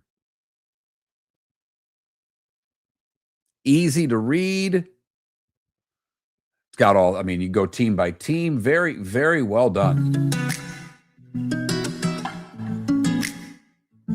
Welcome back to Miller and Moulton. Text the guys what's in your mind at 21,000. That's 21000. And now, here's David Moulton. 21 minutes past the hour. Good, bad, and ugly. What's on tap? Today was the day when. Some final thoughts, a pick or two. All coming up. 4 more World Cup games. All coming up. Egypt got their first ever World Cup win last night. I was thinking of you while watching it, and I didn't see them come from behind. I did go to bed at halftime because they were playing New Zealand. And I know how much you've loved to say the all whites are all right tonight, which I actually believe was from a rugby match, if I'm not mistaken. Maybe it was soccer. I don't know. But, they couldn't say enough about the all whites in the first half. And then they surrendered 3 in the second half. But one of the things about this tournament to me that has been fantastic, and it's because of the damn hydration breaks, which drive me nuts, but the number of goals that have been scored late in extra time have been amazing to me. There have been tying goals. There have been winning goals. I mean, just the number of goals that have occurred after the 90th minute has been just amazing to me. And in a sport that can be considered boring by the American sports fan, and I don't get into that. You've never heard me say a tie's a bad thing in this. You've never heard me complain about lack of goals. It's the World Cup. It's not ours. It's not our thing. I try to watch this like the international fan would watch it and just take it all in. And I've enjoyed the hell out of it. But it has been a little more Americanized with the number of late goals, David. The number of goals. Okay. Also, we were barely into the second matches when we reached 100 games or 100 goals. Mark, I had my Costa Rica, China moment Saturday. I had yet to watch any of the U.S. Open. Thursday, Friday, and here I am Saturday, and I'm going to watch U.S. Open in the afternoon. Let's go. And Mark, I got totally hooked on Ivory Coast, Germany. Right after, I think it was the water break, Ivory Coast in the first half scores. And they get it to half, 1-0. They get it to the water break, 1-0. And the German coach empties his bench. You're like, what, 5 substitutes? Yep. He threw in all 5. He changed the entire right side of the pitch. And the announcer said, oh, man, he is making a statement. He's taken off everybody who's ever played defense in their life, and he's putting in all his scorers, all his strikers, blah, blah, blah. And Germany gets a quick goal right after that. Okay, 1-1. That's all right. Ivory Coast will be thrilled with 1-1. Mark, we're in stoppage time. And Germany has... Trust me, I'm watching. I'm watching. Germany's been dominating. And it looks as if Ivory Coast, they are clinging to 1-1. And they get a loose ball that Germany misplays. And they've got a 3-on-2 coming down the pitch. And it's just totally setting up that the guy at the top of the screen is going to be left alone. And this guy's going to slide it across to him. And he's going to score with like 2 minutes left. and Ivory Coast is going to beat Germany. And the soccer world is going to crumble when this happens. And this perfect pass goes across the pitch to this guy on the left wing, and he fumbles it. He totally screws it up. And he never gets a shot off. And Germany kicks the ball halfway down the field. They recoup. They got 4 guys lined up at the top of the box, okay, guarded by 4 guys. And the guy with the ball says, all right, I'm going to give it to you. See what you can do.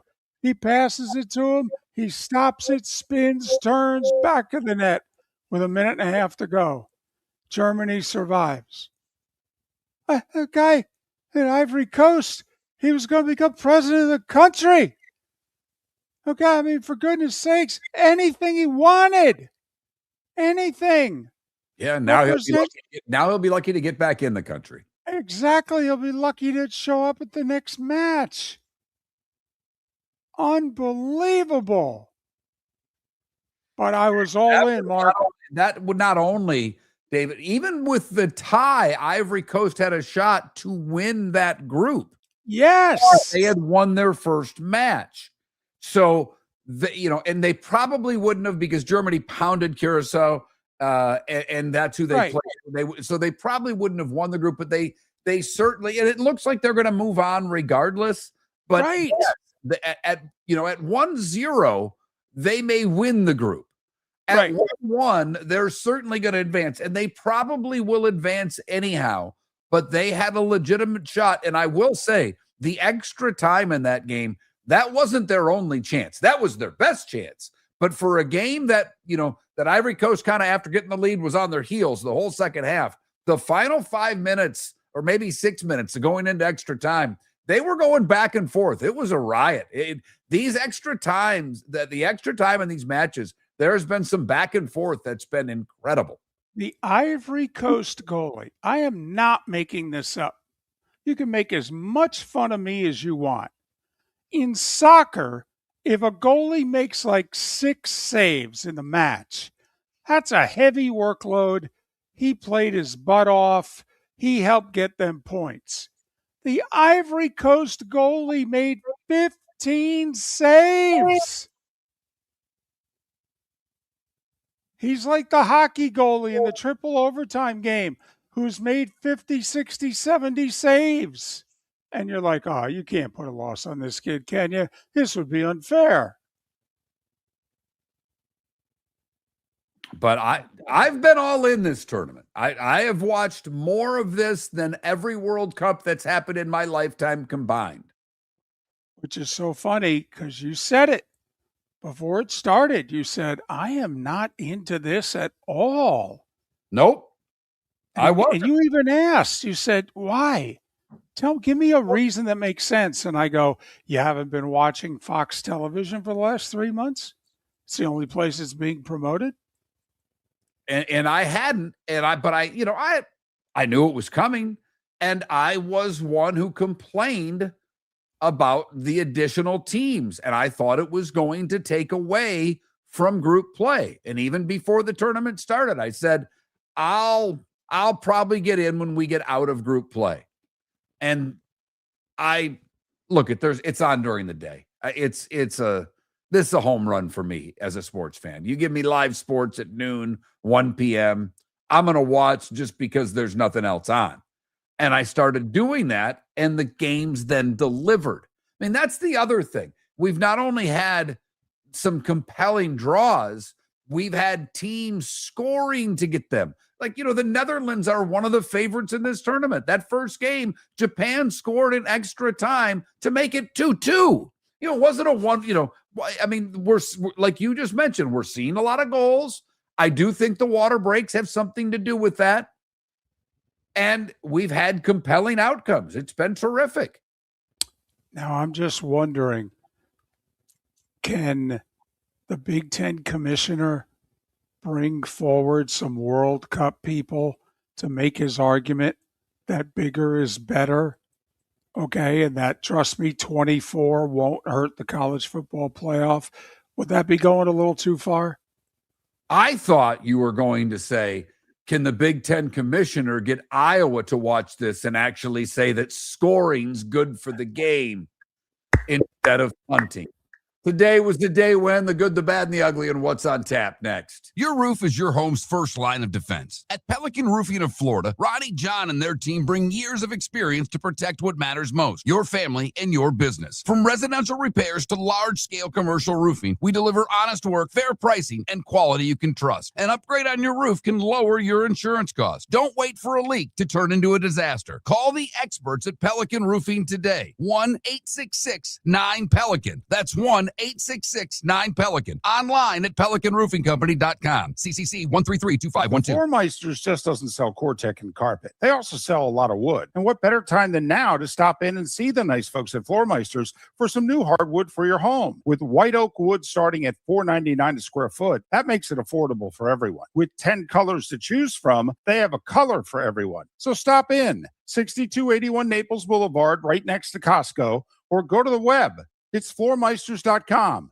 Floormeisters.com. Floor Meisters, just keeping it real. American Paint Supplies is your one-stop shop for all your coating needs and has been for 30 years. American Paint Supplies is also your #1 Festool dealer in Southwest Florida. If you are a builder, cabinet maker, painter, or power tool enthusiast, Festool craftsmanship can be found at American Paint Supplies. Celebrating 30 years of service, and Festool is celebrating 100 years of excellence. Come to American Paint Supply for a perfect pairing of service and expertise on 6100 Shirley Street, Naples, off of Pine Ridge, or online at AmericanPaintSupplies.net. Mark Miller for Sleep Treatment Direct. They are helping me with sleep apnea. And by helping me, I mean curing me. No more CPAP machine. No more snoring. No more tossing. No more waking up exhausted. Their expert team got me the right treatment, fast and hassle-free. If you want to feel energized and get rid of your snoring, call Sleep Treatment Direct today. 444-1741. That's 239-444-1741. Sleep Treatment Direct. Sleep safe and sound. This is Miller and Moulton.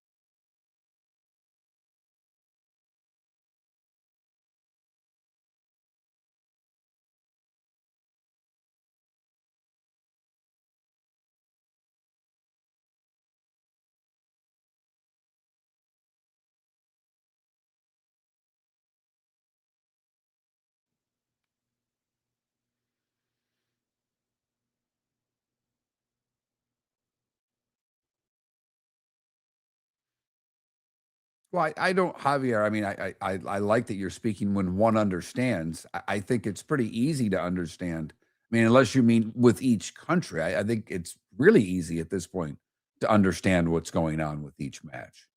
I mean, there's 4 teams in a group. You play 3 games. I mean, I don't think it's that tough. I think it's, it's a lot harder to figure out the third tiebreaker for the SEC. when multiple teams die.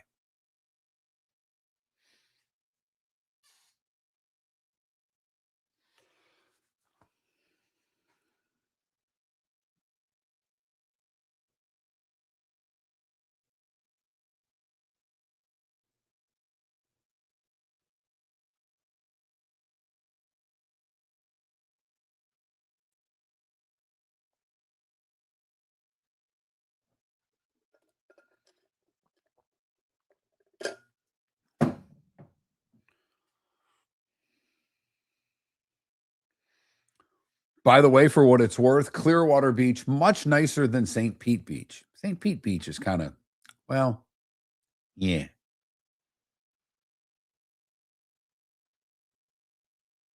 Although we were on Sand Key, which is just south of Clearwater Beach, like literally right at the causeway to Clearwater Beach, which was nice because it was even more low key.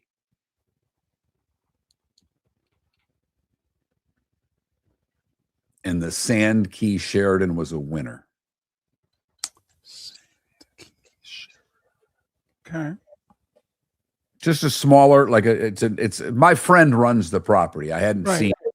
I literally had, he's like, I laughed. I said, my wife asked the last time I'd seen you. I said, got to be 35 years, Dom, because that's what I told my wife too. I go, he's like, college, maybe right at, I go, maybe you were home when I was still in college at a Thanksgiving and I saw you at the bar. He's like, sounds about right.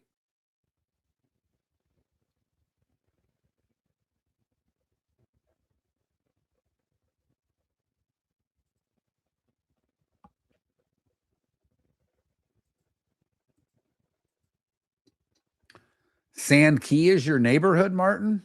It's a nice little spot. Maggie Mae's was a wonderful breakfast. And the hotel restaurant, Rusty's, was delicious, by the way. Make fresh pasta every day. Very nice. Very impressed.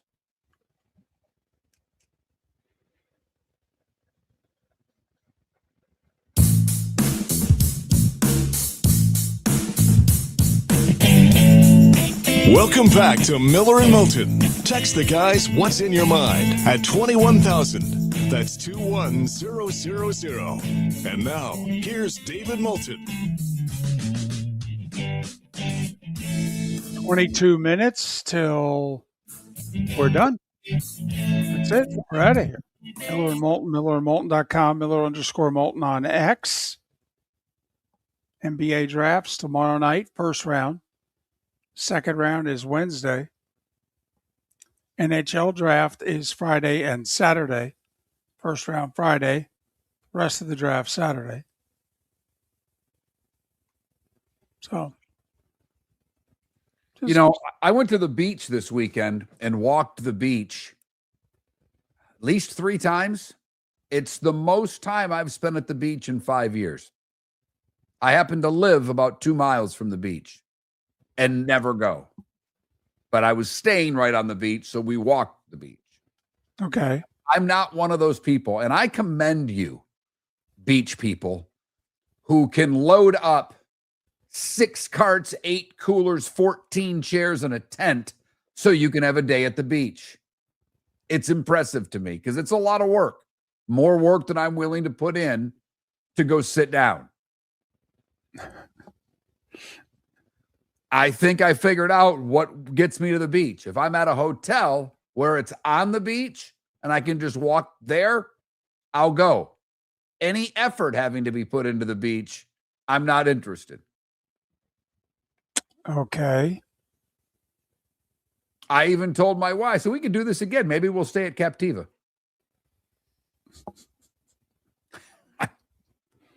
It's just the way it is. I don't know what to tell you.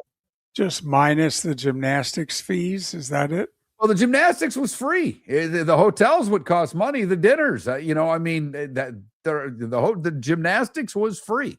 Everything else cost money. It was nice. I got to catch up with an old friend. The property that he runs in Clearwater Beach, actually Sand Key, the Sheridan there, could not recommend it highly enough. It wasn't over the top. I'm sure there are nicer properties in this world, but it was very clean. The restaurants were all good. The service was phenomenal. People all smiled and said hello when you walked down the halls. So I thought they did a tremendous, and their beach is wonderful. It's a long jaunt from the pool area to the water. I mean, a long jaunt. They even had golf carts that took you out to the water if you so desired. So you could be lazy at the beach if you wanted to.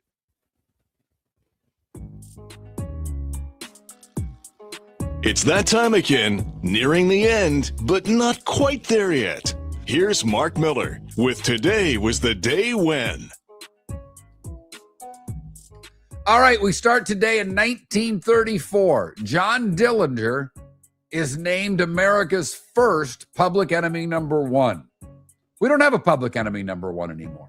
We have the FBI's top 10. Right. Worth. There's no America public enemy number 1. I think there should be. You do? Yeah. I like rankings, David. I mean, top 10? What is this, Letterman? Give me a number 1. Today in 1963, little Stevie Wonder, at the age of 13, released his first single, Fingertips, first live non-studio recording to go number 1 on Billboard. Today, David, we got this. You can't be serious, man. You cannot be serious. That ball was on the line. Chalk flew up. It was clearly in. How can you possibly call that out? How many you can miss? Now he's walking over. Everyone knows it's in this whole stadium, and you call it out? Explain that to me, will you? The linesman called a fault because the ball was on this side of the court. The chalk came on, it doesn't matter. No, the very fact that there is a spread of chalk, as you can see, Mr. McEnroe. Today in 1981, first match. Here's the significance. In 1980, McEnroe played Borg in the Epic, and up until that time, a lot of people considered it the greatest tennis match ever played in men's tennis. 8-6 in the fifth, Borg, and the famous 18-16 tiebreaker in the fourth set that McEnroe won. The crowd hated McEnroe, hated him, but McEnroe hadn't made it through to the finals to face Borg, and the last 2 years they'd gotten Connors. And for as much as they hated McEnroe, they were tired of seeing Borg dismantle Connors, who they weren't exactly crazy about either. And so then John's on his best behavior in the 80 final, doesn't say one word, loses, and they write the greatest prose about McEnroe in all the English papers, that John McEnroe and his dad were crying reading what they wrote about him after the final. That's the very first match the next year, not even 40 minutes into the match, and it was like, yeah, we can hate this SOB again, can't we? Today in 83, the NHL institutes a 5-minute sudden death overtime period. 1990, Adam Sandler joined Saturday Night Live. Today in 91, Eric Lindros, the first pick by the Quebec Nordiques. 94, the Rockets beat the Knicks in 7 for the NBA championship. And in 2011, after hiding for 16 years, Whitey Bulger arrested outside of an apartment in Santa Monica, California. That same John Dillinger that I mentioned to start this segment, Chris Christopherson, Ed Bradley, and Pistol Pete Maravich would have all celebrated birthdays today. Todd Rundgren is 78. You know, hello, it's me. A group of women are all 77 today, all very different. Elizabeth Warren, Lindsay Wagner, the Bionic Woman, and Meryl Streep, all 77. Cyndi Lauper, 73. Clyde the Glide, Mr. Drexler, 64. Kurt Warner, 55. Champ Bailey, 48. And Dustin Johnson is 42. What did I miss, David? How about when he was tied for the lead Thursday? That freak you out a little bit? I don't take anything into Thursday at a U.S. Open. Guys can make pars, and I was more impressed the fact that there were 19 guys that broke par. That's what blew me away about Thursday. I got you.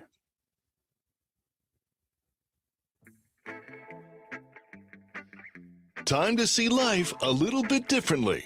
Here's Mark Miller with the good, the bad, and the ugly. What you got, Mark? We go to Michigan for the good, Howell, Michigan to be exact, where Greg Johnson said he and his team were attending a situation with a sewer line in a shopping plaza when they spotted a shiny object inside a pipe. Apparently, it was an engagement ring. So they posted about it on social media and heard from a woman named Sue, not a boy named Sue, who works nearby at a spa. She said 10 years ago, a customer dropped her ring down the toilet. They tried to fetch it out and couldn't get it, but they were able to get it back to the woman who owned it, Carol Oram. She and her husband have been married for over 60 years, and she never expected to see the ring again. She got the ring in 1965 and was able to get it back. For the bad, we go to Hernando County here in Florida, where a man claimed he saw the Antichrist moments before he lost control of his pickup and crashed into another vehicle on I-75. It became worse for Riley Ferrier because when FHP showed up and a couple of people were injured, medical transport helicopter was brought to the situation. He tried to steal the helicopter. So not only did he get in trouble for the accident, he now has a helicopter theft on his hands.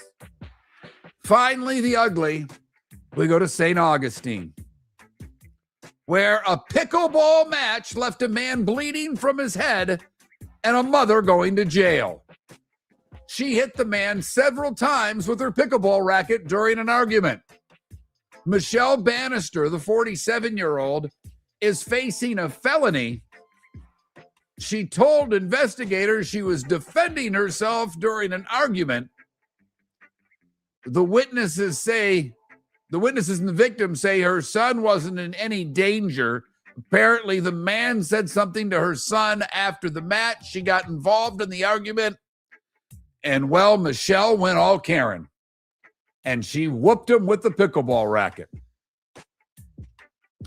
That is the good, the bad, and the ugly.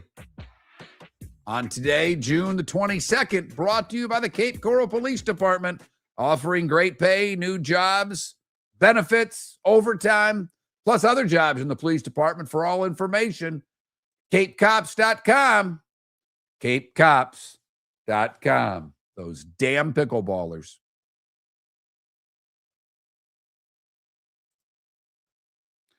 So lots going on. And David, you've got to unmute yourself because somehow you muted your mic and we can't hear you at the moment.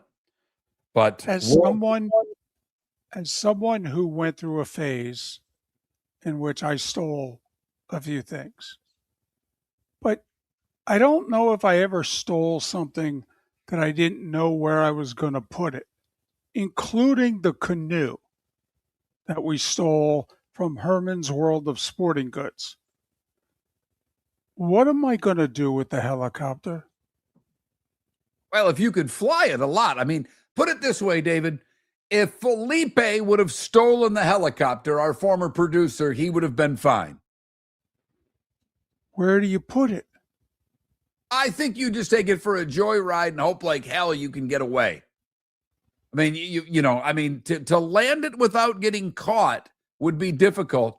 But I think the fact that you just said you saw the Antichrist and then started to steal a helicopter kind of sums up the odds are that you were on something. The odds are, okay, but I'm willing to steal it, but where am I going to hide it?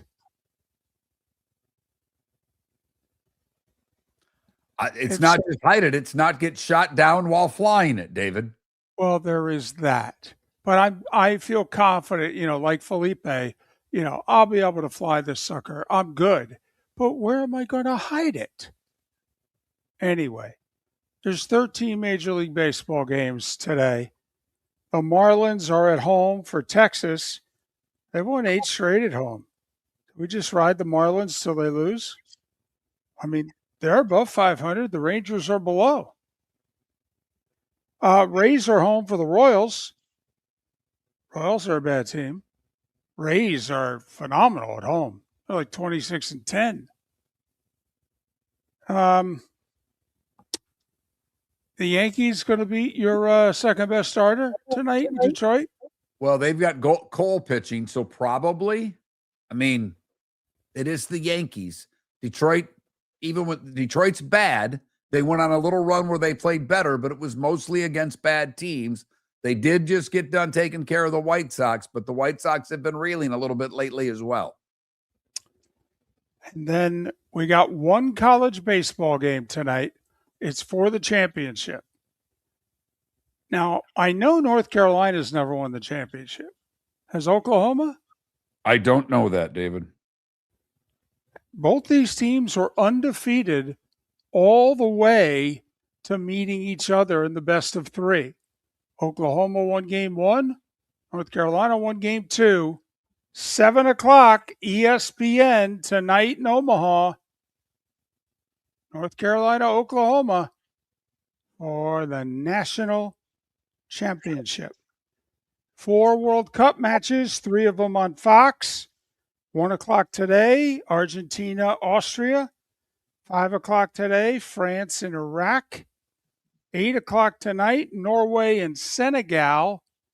And then 11 o'clock tonight on FS1, Jordan and Algeria. Pretty good day for the first 3 games. I mean, you literally get arguably the best player who's ever played the game in Messi. You get France, who is one of the 2 favorites to win this tournament. And then you get the kid from Norway, Holland, who is maybe the best goal scorer on the planet right now. Did you hear what the Iraq coach said?